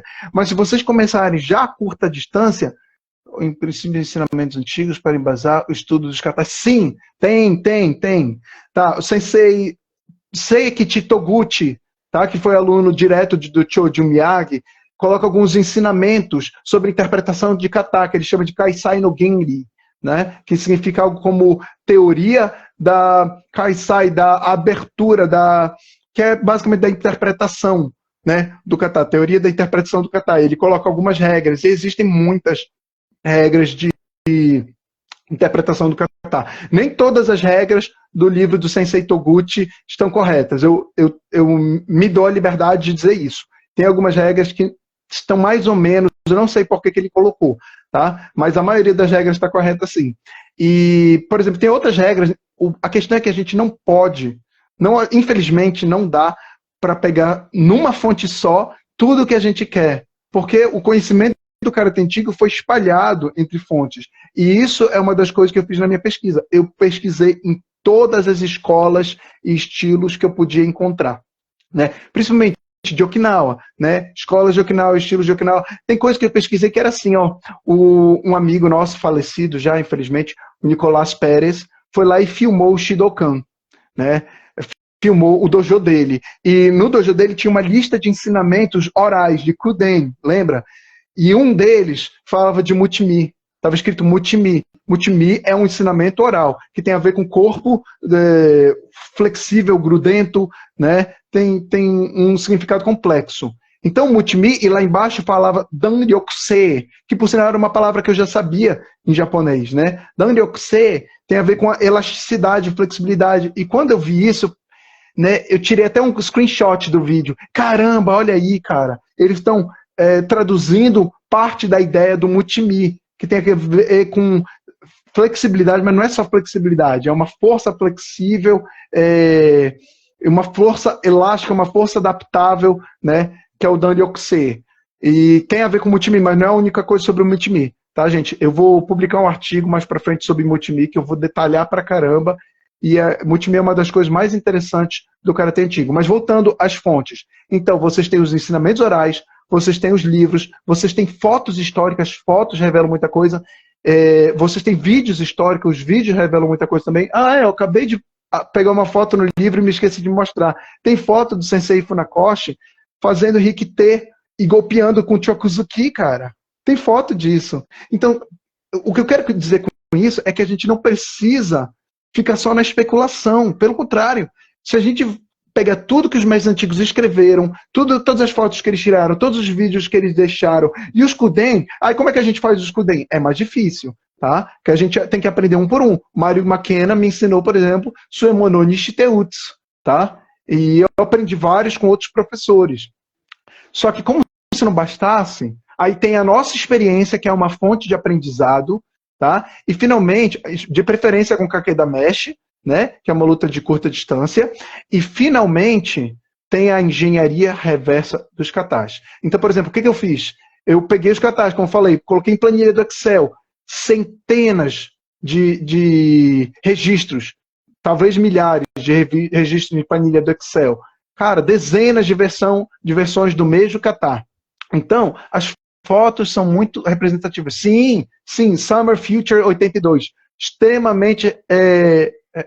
sim, principalmente pelo Shite. É uma coisa complexa. Isso, Shite significa mão morta. Depois outro momento a gente pode falar sobre isso, que é super interessante. Mas então, a gente pode fazer engenharia reversa do kata. E, por exemplo, hoje de manhã estava tendo treino online do Muidokan. E eu estava falando de algumas regras de interpretação do kata. E algumas regras são muito simples, cara. Uma regra é que a representação formal dentro do kata, quer dizer, o que eu dou, né, a maneira de fazer o movimento, ela é muito parecida com a aplicação. Aí eu lembro de um colega que pegou o kata Naihante Shodan, que é o Teki Shodan, e tem isso aqui, né, no Naihante, no Teki. E ele disse, não, isso aqui na verdade é um mata-leão. Coloca a mão aqui e faz o mata-leão aqui, né? Não, não pode ser um mata-leão, cara. Ah, tem que ter perguntas, sim. M. Ruggeri, vai ter perguntas, sim, com certeza. Mas o que eu estava dizendo, isso aqui não pode ser um mata-leão. Por quê? Porque o kata é assim e o mata-leão é assim. Se fosse para ser um mata-leão, o kata seria assim, não assim. Você entende? Isso é uma regra simples, né? O kata representa a técnica. Se a aplicação é diferente do kata, é um mau sinal. É sinal de que essa aplicação não bate com o kata. Não quer dizer que a técnica é ruim. Quem vai dizer que o mata-leão é ruim? O mata-leão é uma técnica incrível. Tá? Só que isso no Naihante provavelmente não é um mata-leão, porque senão o Naihante seria assim. Mas como se não bastasse, lembram que a gente falou no início da live que a ordem dos movimentos é importante? Para chegar nisso, né, eu tenho que vir de uma técnica que faz sentido a gente ir. Vincenzo, nossa, possuímos muitos artigos. Segue a gente no Instagram, Vincenzo, e manda uma mensagem privada pra gente, que a gente manda site pra ti, tem artigo pra caramba, vídeo pra caramba. Olha, então, voltando. Da Mesh, só para pegar rapidinho, no artigo que eu escrevi tem várias referências, muitas mesmo, tem pelo menos umas 60, 70 referências. Então dá uma olhadinha lá no PDF, que tem muito link lá. Assim, artigos consolidados, eu vou ser bem sincero para você, eu peguei muita coisa espalhada, então não existiu, acho que um artigo tão elaborado sobre Kakeda Mesh quanto o meu. E não existe. Não tem modéstia nenhuma. Mas, por exemplo, no Alegel, que é dos Estados Unidos, ele é do...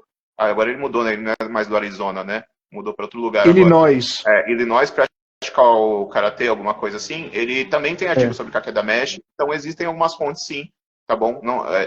Não são tantas, porque está muito espalhado. Tem referências históricas em vários lugares, mas bem estruturados são poucos, realmente. Isso me lembrou um assunto que é importante, tá, gente? Quer dizer que o Sami é o cara do Karatê antigo, ou o Bruno também, né? Porque o Bruno é do Muidokan, e o Muidokan é uma sociedade de pesquisa de Karatê antigo. É verdade, mas nós não somos os únicos caras do Karatê antigo, tá? Eu faço questão de dizer isso. Eu fundei o Muidokan porque eu queria mais, tá? E eu tinha descoberto tanta coisa que eu não vi em outras organizações, que eu pensei, o jeito é eu fundar minha própria organização para reunir todos esses conhecimentos e continuar pesquisando. Tá? Só que existem outras organizações, outros grupos de Karatê antigo no mundo. Tá? Isso é importante. Então, Karatê antigo é uma coisa que está fervilhando hoje no mundo. Algumas organizações usam mais o nome Karatê antigo, tá, gente? Para ser sincero com vocês, mas parece que a técnica que eles mostram não é bem Karatê antigo, tá?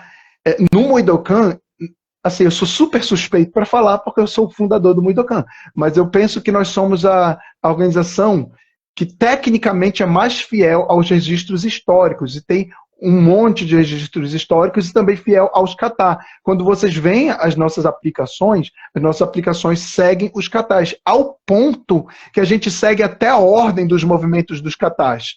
Mais uma vez, é obrigatório seguir a ordem? Não é obrigatório. Mas tem motivo para seguir a ordem. No boxe, vocês começam já com um golpe amplo, porque é um golpe forte, ou vocês fazem um jab para preparar o cara?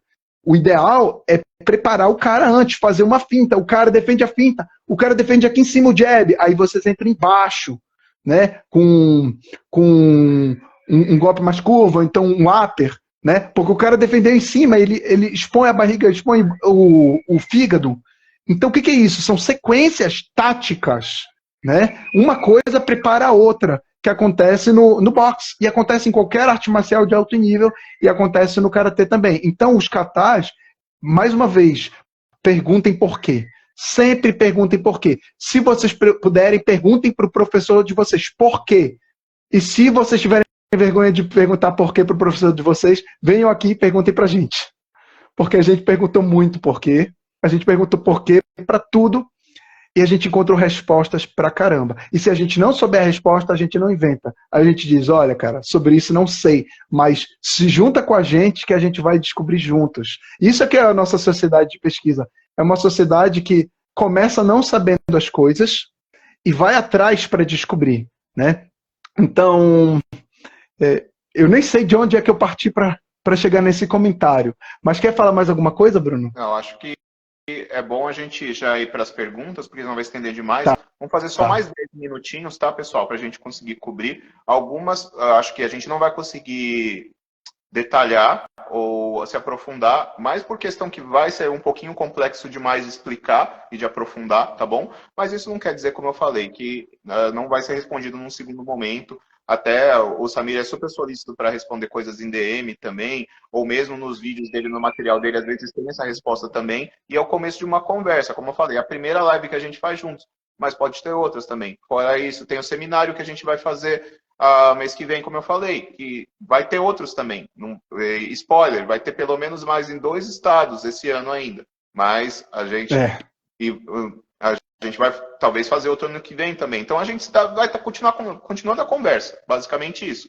Então, karatê antigo é um assunto fascinante, mas é muito complexo também. Tem muitas questões, muitas variáveis, contexto histórico, conceitos técnicos. Então, realmente é uma coisa que, se a gente fosse ficar falando aqui, a gente ia ficar até meia-noite e não ia esgotar o assunto, né? Mas só para a gente, então, concluir, a gente vai ver o que vocês mandaram de perguntas agora e a gente vai respondendo para a gente conseguir encerrar num tempo razoável aí, tá bom, pessoal? Então, deixa eu ver aqui o que o pessoal mandou. A Jéssica Tanaka mandou quem foi seu sensei de Shotokan, né? O Samir já respondeu que o principal foi o Kosaku Yokota, né? Tem mais algum, Samir, que você acha? Isso. Olha, eu tive, 1, 2, 3 professores de Shotokan. Gente, olha, é o seguinte, eu vou confessar com vocês que tem um professor meu que ele é bem conhecido hoje em dia, um antigo professor. Só que eu não sinto que eu aprendi muito com ele. O Bruno sabe quem é. Nós não treinei muito com ele, treinei só alguns meses com ele. Foi meu primeiro professor de Shotokan. Não quero citar justamente porque eu não quero que me associem a ele, porque ele é conhecido e o que ele ensina é completamente diferente do que eu ensino. É uma coincidência, é um professor que vem de Belém, tá? Então pense, é um professor de Shotokan conhecido que vem de Belém, tá? Mas não, já estou até falando demais. Mas depois dele, eu treinei Shotokan com, meu Deus, como é o nome dele? Tem tantos anos, já tem mais de 10 anos que eu treinei com ele, e ele ficou muito chateado quando eu mudei para o Sensei Yokota. Eu não lembro, mas eu treinei uns 3 anos com ele. Caramba, cara. Ele me deixou de ser meu amigo no Facebook. Isso acontece, né, gente? Eu faço questão de mencionar com vocês, porque alguns de vocês podem ter passado por isso. Vocês começam a pesquisar, aí começam a treinar com outro professor, e o professor de vocês fica chateado, magoado, e deixa de ser amigo de vocês no Facebook. Pô, cara, isso aconteceu comigo, né? Faz parte, eu não tenho raiva dele, ele deve ter os motivos dele, mas por causa disso faz muitos anos que eu não falo com ele, e eu me esqueci do nome dele. Então, chato, né, cara? O professor... Eu digo... Eu posso dizer o nome do... Tu acha que é bom eu dizer o nome do primeiro professor? Pois é, cara, porque... Mas assim, o principal resultado era o Sensei Yokota mesmo, que ele é líder da SAI, né? Que o Samir ajudou a trazer para o Brasil, é bom que se diga isso. O meu maior professor de Shotokan foi o Sensei Yokota, de longe, cara. Bom, mas eu acho que está respondido já. Agora tem uma que eu vou fazer questão de eu responder, se puder, que é do Oséias, que ele pergunta se Pinan significa fique seguro, né? Alguns pensam que é mente tranquila. Na verdade, existem os 2 significados. É que os kanji de Pian, que é Heian, a leitura em japonês, podem ser lidos em japonês como mente tranquila, né? Paz e tranquilidade, na verdade. Isso, não tem mente, não tem mente na história. Mas em japonês, em chinês, desculpa, o significado é diferente porque o termo é diferente, né? O Pinhan, né, que é o nome original que foi dado pelo Anko Itosu, pelo mestre Anko Itosu, ele é uma expressão comum em chinês, né? Até pesquisando sobre isso outro dia, eu encontrei uma empresa de segurança chinesa que se chama Pinhan, né? Então o significado é alguma coisa nesse sentido. Repare, uma empresa de segurança.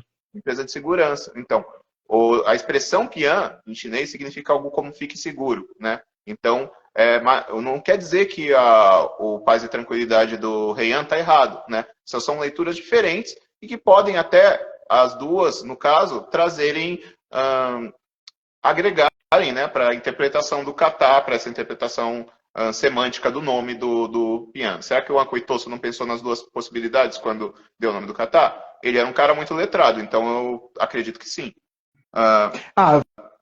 Eu preciso comentar uma coisa sobre isso. Preciso, cara. Tem gente, talvez vocês nem estão sabendo disso, porque é uma discussão que a gente tem online com outros pesquisadores. Tem outros pesquisadores na comunidade de pesquisa de karatê antigo que falam que os katas Heian ou os Pinhan não têm aplicabilidade prática. Cara, isso aí não tem lógica nenhuma, tá? Os katas Heian, quem sabe Heian já, quem sabe Pinhan, parabéns porque vocês estão treinando com katas altamente funcionais, que são muito bons para luta corporal, sobretudo para defesa pessoal. São katas incríveis, tá? São os katas, eu não digo que são os meus katas preferidos, porque eu acho que eu gosto de todos, mas são os que eu mais ensino. E como diziam alguns amigos meus, alguns alunos do Muidokan lá em Belém, né, os primeiros Heian já são suficientes para lutar com um monte de gente, para lutar com todo tipo de pessoa. Eles são muito bons, cara. Para isso, né? Inclusive tem trechos de diversos katas dentro dos Pian. Então, se você falar que o Pian não é funcional, você está dizendo, por exemplo, que o Kusanku não é funcional, ou o Kankudai, né, no caso do Shotokan. Enfim. Como é que pode? Como é que o Pinhan Shodan, que é o Heian Nidan, não funciona para luta, se ele tem pedaços de outros katas, né? Todo mundo sabe quase que os Heian tem algumas partes do Kosanku. Tem outras partes também do Chinto, que é o Gankaku do Shotokan, né? E tem algumas partes um pouco mais sutis de outros katas, que não são iguais, mas estão relacionadas. Próximo. Então, seguindo aqui, o meu aluno Luiz, que está morando nas Bermudas, inclusive, mas ele Legal. Continua com a gente, ele ainda é parte do Karatê do Tanaka, né? Então, só agradecer por ele participar aí. E a pergunta dele é um pouquinho complexa, eu vou ler aqui. Vocês enxergam que essas evoluções na arte marcial seguem ocorrendo? Acho que ele diz no sentido das modificações, né? Qual o trabalho que dá para que essa evolução seja reconhecida de forma oficial dentro da arte do Karatê? Eu acho que é uma pergunta um pouquinho complexa, Luiz. Eu não sei se eu entendi muito bem, mas assim, existem várias modificações no Karatê, algumas são oficiais e outras não, né? Existem padronizações de acordo com a organização, mas como existem muitas organizações de Karatê, às vezes o que é feito numa organização não vai refletir em outra, sabe? E, logicamente, vai haver evoluções, tanto no sentido técnico, né? Porque a gente tem uma pesquisa, tem um repertório técnico e científico muito maior do que tinha, por exemplo, há 100 anos atrás, né? Outras são por motivos diferentes também. Por exemplo, no Karatê moderno, a gente tem a questão da competição. Então, às vezes, um kata pode ser modificado para se encaixar melhor em um requisito de uma competição. Ou simplesmente por uma questão arbitrária, porque o líder da organização achou melhor fazer de determinada forma, né? Então, são várias variáveis. Não existe uma forma oficial de mapear isso, porque são muitos estilos e muitas organizações de karatê, algumas que a gente nem conhece, outras que são mais conhecidas, que são muito grandes, né? Talvez se você siga alguma delas, por exemplo, a JK, seja uma coisa um pouquinho mais bem estruturada, mas é uma coisa um pouquinho realmente difícil de controlar e de acompanhar, assim. Você tem alguma coisa para falar sobre isso, Samir? Tenho sim. Fala sobre essa parte do oficial. O que é oficial no Karatê? Porque não existe um corpo universal para o Karatê. Existem várias organizações diferentes e uma coisa que é oficial para essa organização, para outra organização. Então, vou dar um exemplo para vocês. Já existem outras organizações de Karatê antigo no mundo. Tá? Inclusive, tem uma que está no Brasil, que é a IRK, International Ryukyu Karate Research Society, IRKRS, né, o pessoal do Koryu Chinadi, né, eles são diferentes do Muidokan, tá muito diferentes, mas o representante aqui no Brasil é o Sensei Ângelo Peregrino, um abraço para ele, uma pessoa muito boa. Mas o que eu quero dizer é que o cara que faz o negócio, de acordo com o Koryu Chinadi, por exemplo, o IRKRS, do Patrick McCarthy, ele está fazendo negócio oficial para a organização deles. O cara que faz uma coisa como a gente faz no Muidokan, né, aí é um pouquinho diferente, na verdade. Ele está fazendo oficial no sentido de que está fazendo de acordo com o currículo do Muidokan. Com uma diferença que no Muidokan nós fazemos pesquisa científica. Então, na ciência, não tem verdade absoluta. É como a gente faz até o momento, mas a gente pode mudar mais para frente para uma coisa melhor. Tá? Mas, aquilo que o cara faz conforme o Muidokan é oficial para o Muidokan. Tá? Se surgir uma outra organização de karatê antigo, e existem outras organizações de karatê antigo, tá? O cara pode fazer oficial conforme aquela outra organização. E o que eu quero dizer com isso? Eu quero dizer que a gente pode sim fazer coisas oficiais que não são oficiais no momento, mas elas se tornam oficiais no futuro. E tudo no mundo do karatê é assim. Tudo no mundo do karatê foi se tornando oficial porque foram fundadas organizações que diziam que aquilo era oficial segundo a organização. E conforme a organização ia crescendo, aquilo ia sendo respeitado. E as pessoas diziam, não, isso é oficial, porque isso é da JKA. Não, isso é oficial, porque é da ITKF. E assim por diante. Né? É porque da IOGKF. E assim por diante. Várias organizações. Então, por exemplo, no Muidokan, nós somos um grupo relativamente pequeno, mas nós temos muitos apoiadores no mundo inteiro. Se a gente estabelece essa organização e a organização vai ficando cada vez mais respeitada, e ela está ficando cada vez mais respeitada, tá? No Brasil e no mundo, e a gente diz, isso é oficial conforme o Muidokan. É oficial e pronto, acabou, porque é assim que funcionam as coisas oficiais no mundo do Karatê. Beleza. Só continuando aqui, queria fazer só um comentário rapidinho. Teve um comentário aqui, na verdade, do Walter, né, na timeline, que ele fala que existem vários ensinamentos dependendo do sensei e dá para aprender coisas boas com todos, né? Que nem a experiência do Samir, que Perfeito. Ele saiu de um lugar onde ele não estava sentindo que estava aproveitando tanto e foi para outro e o sensei ficou meio sentido. Se vocês têm sensei que fala, vai lá, treina e traz de volta aqui, aprende o que você puder, se sintam privilegiados, porque eu acredito que a mente correta, né, é você sempre fazer com que o seu aluno se desenvolva. E às vezes ele vai visitar outros dojos, ele vai ter amigos em outros lugares. Então, treinar com outras pessoas, ter outras possibilidades de treino, treinar com outros mestres, é sempre muito, muito válido e muito importante, né? Ajuda a gente a desenvolver. No Karatê antigo, inclusive, isso era uma das características principais. O Jichin Funakoshi, ele treinou com Anko Itosu. Na verdade, o mestre principal dele não era nem o Anko Itosu, era o Anko Asato. Né? Então, além disso, ele treinou com outros mestres também. O Chojun Miyagi treinou com o Kanryu Higaonna, mas ele treinou com mestres chineses também, treinou com o sensei. O próprio Anko Itosu, ele teve trocas também. Então, essa coisa de você estar aberto a conhecer outras coisas além da sua casinha, qualquer sensei que tenha uma mente mais aberta tem que ser valorizado, porque é uma coisa que é muito boa, não só para o dojo em si, porque o aluno vai desenvolver e vai fortalecer o dojo, quanto para o próprio desenvolvimento, né? Uma coisa que é feita visando os alunos mesmo, tá bom? Só queria fazer um comentário. Sabe o que isso me faz pensar? Eu preciso comentar também. Uhum. Então, pode falar. O sensei que estuda junto com o aluno, né? O aluno pergunta, por que, sensei? Como é, sensei? E o sensei diz, não sei, mas vamos descobrir juntos. Cara, esse sensei vale ouro, esse sensei é incrível. É uma coisa que né? eu falo para os meus alunos, que assim, eu falo para eles, quando vocês perguntam alguma coisa, eu fico tão feliz, porque para mim a melhor coisa é eles estarem interessados em desenvolver e aprender, sabe? Tem mais pergunta? Tem mais um. A gente tá acabando já, pessoal. Assim, mais 5 minutinhos no máximo. Que pena. Né? Olha, pensando que no outro a gente demorou 4 horas, mas 10, 15 minutos 4 horas. Coisa, né? Pelo amor de Deus. Jéssica, ela mandou um comentário aqui que fala de uma situação que ela sofreu de violência, que ela reagiu a um assalto. Isso daqui eu não vou abordar agora, Jéssica, mas se você depois puder mandar num grupo nosso, ou mesmo no seminário, trazer a sua experiência depois. A gente tem um grupo que a gente fez no seminário do ano passado, né? Então, acho que a gente vai poder conversar com mais calma sobre isso. Grupo no WhatsApp. Levar um tempinho, um pouquinho demais, né? Isso. Tem o César Maximiano aqui. César, eu sei que eu estou te devendo responder uma DM sua. Eu não esqueci, é que eu estava muito corrido e depois eu vou te responder propriamente.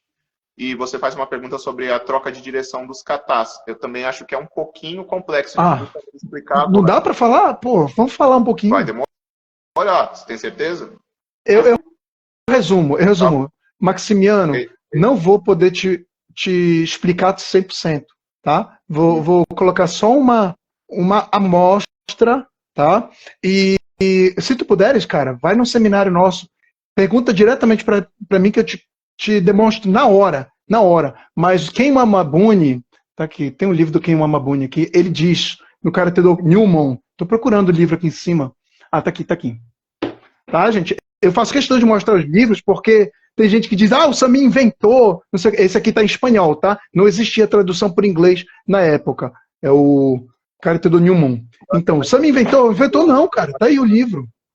Então, o Ken Mamabuni falou, não só o Ken Mamabuni, eu sei que Toguchi deu uma ideia também, que as trocas de direção no kata não significam enfrentar outro oponente. Eu não estou virando para lutar contra outro oponente. Aí eu viro para cá e viro para enfrentar outro oponente. Não.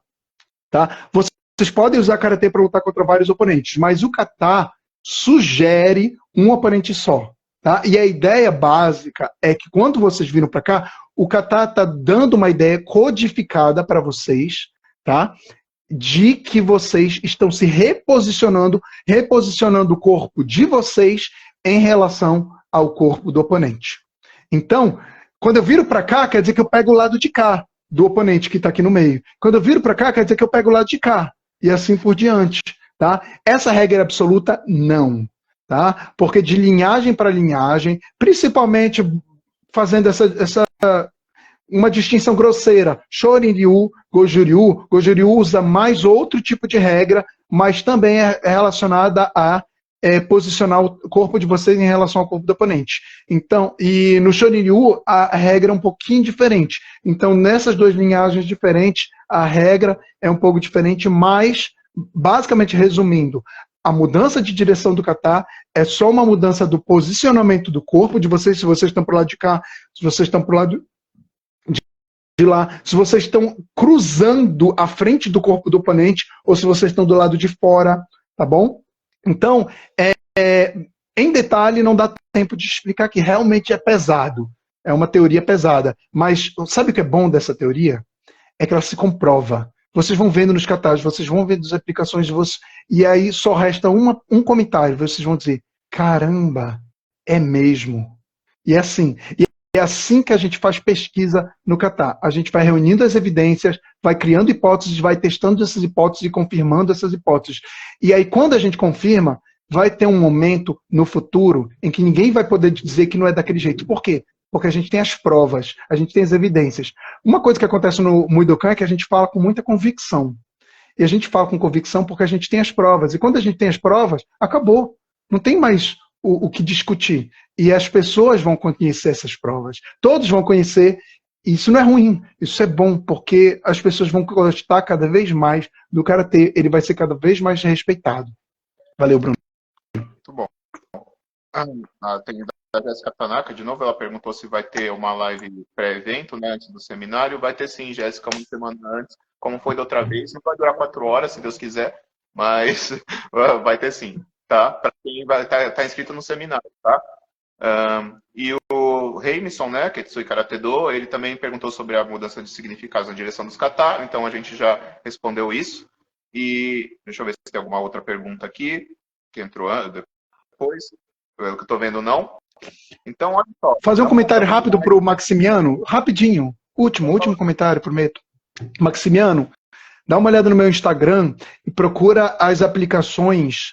Porque tem os vídeos, vai nos vídeos de aplicação. Se tu prestares atenção, tu vais identificar padrões. Toda vez que eu viro para cá no kata, eu estou fazendo a aplicação de um jeito no vídeo de Bunkai, de aplicação. Toda vez que eu viro para cá, eu estou fazendo de outro jeito no vídeo de aplicação. Tá? Eu sempre sigo as mesmas regras. E que essa é uma das coisas lindas do kata. Né? Ele tem regras. A gente segue essas regras e a gente consegue entender melhor as aplicações verdadeiras dos katas. Tá. Responde do Summer Future 82? Você acha que dá para responder rápido?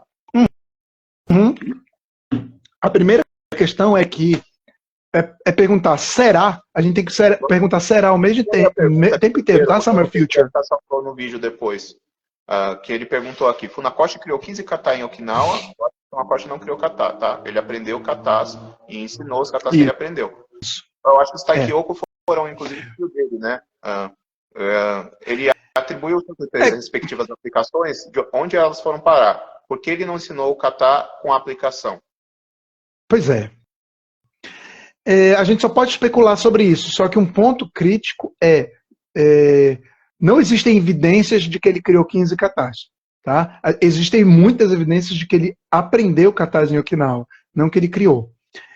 As evidências que existem é de que provavelmente ele entendia um tanto de aplicação de kata. O Sensei Funakoshi, os escritos deles, eu chego a arriscar dizer que são os mais densos tecnicamente de todos os autores de karatê. Mais ou menos empatado com Morinobu Itoman. Morinobu Itoman, cadê Morinobu Itoman? Está aqui embaixo de vários livros. Morinobu Itoman, tá? The Study of Karate and babababá. Tem outro livro do Morinobu Itoman aqui, tá? Esse primeiro... The Study of China Hand Techniques. Na verdade, é uma junção de dois, né? Que o Mário Maquena fez tradução dos dois. Isso, são dois. Tem do Morinobu Itoman. Isso. E agora ele então, essa edição única aí.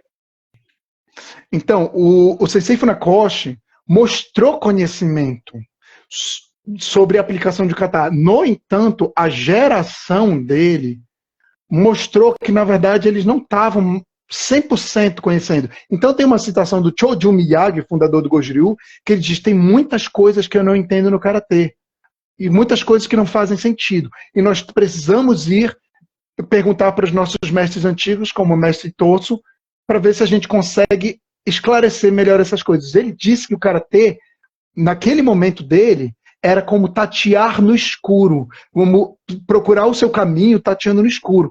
O que eu quero dizer é que a geração de Sensei Funakoshi, Sensei Ken Wamabuni, Sensei Choju Miyagi, infelizmente, até o próprio Sensei Choki Motobu, era uma geração que não aprendeu a totalidade, a profundidade total. Isso é provavelmente do karatê antigo.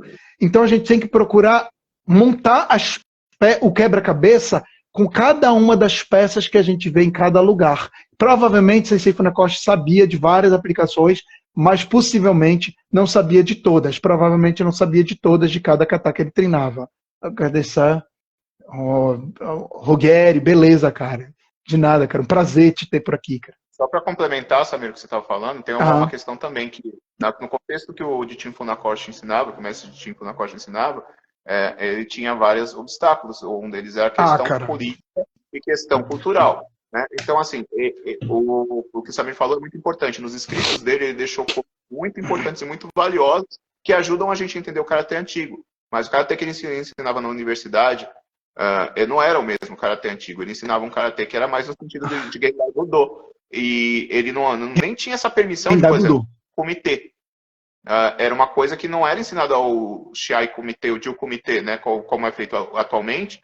Naquela época não era. Tanto que alguns alunos se rebelavam contra o Funakoshi, mas era uma questão completamente diferente de sociedade. Né? Então, por mais que ele tivesse esses assuntos, esses conhecimentos, ele, por vários motivos, ele não podia ensinar isso em massa. Não fazia parte do que se esperava do karatê naquela época. Né? Então, essa é uma outra questão também. Tá, cara, eu preciso complementar o que tu falaste. Eu preciso complementar lembrando que Shozan Kubota, que foi um dos alunos do Funakoshi no pré-guerra, antes da Segunda Guerra Mundial, citado por Gennosuke Higaki, do livro Hidden Karate, que foi publicado em japonês, depois traduzido por inglês, inclusive um inglês meio fraquinho. Mas, enfim, Shozan Kubota foi colega de dormitório do Sensei Funakoshi. E ele disse expressamente para o Gennosuke Higaki, aluno dele, que o karatê, que o próprio Funakoshi dizia: não, o karatê que a gente treina aqui nas aulas da universidade é de um jeito, o karatê que eu ensino para você, o aluno do dormitório, é de outro jeito. Então, o Kubota aprendeu um karatê muito mais próximo do karatê antigo, puxando e agarrando e puxando, com o Rikite, por exemplo, né? Que o Gennosuke Higaki coloca no livro dele, o Rikite, direitinho. Então, é um livro difícil de encontrar, mas ainda dá para comprar hoje, eu acredito. Então, expressamente, um aluno do Funakoshi disse que o cara... Para os alunos da universidade, vai Nishiyama, Kanazawa, eram alunos, Asai, eram alunos da universidade. Nakayama, só que não era o mesmo karatê que o Sensei Funakoshi ensinava à noite para os alunos do dormitório, tá, gente? Então, nós temos evidências históricas disso. Nós temos declarações de pessoas que estiveram lá. Tá. Seu áudio ficou meio ruim, Samir. Não sei se desconectou aí. Fala? Fala um pouquinho aí. Deixa eu te... Tá esquisito, tá abafado. Acho que a internet dele ficou ruim, pessoal. A gente tá acabando já, tá?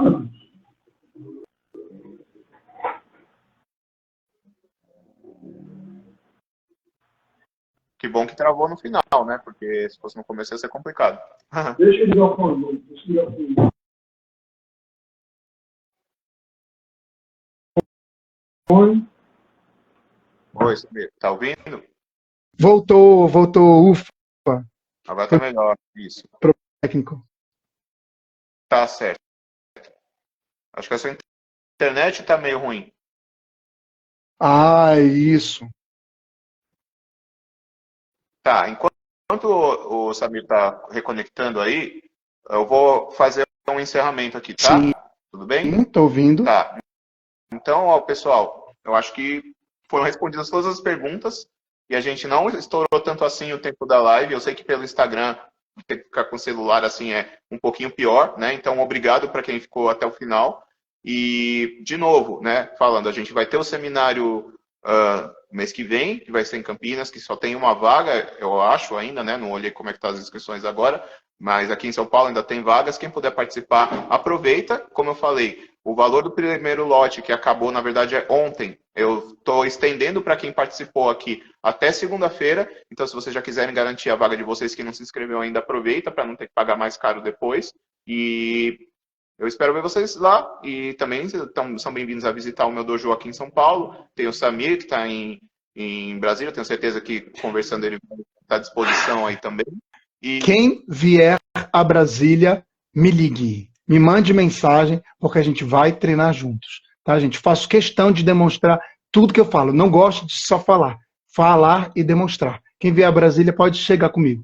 Olha, pessoal, eu sou bem criterioso com karatê, né? Tanto que eu demorei para entrar pro Muidokan. Mas quando o Samir aplicou as coisas em mim, não tinha como nem falar que não funcionava, na boa. Tem gente que fica, mas esse karatê é muito diferente, né? Será que funciona? Será que na luta de verdade é assim mesmo? Cara, vai lá e testa. Quero ver. Vai lá e entendeu? Testa, é isso mesmo.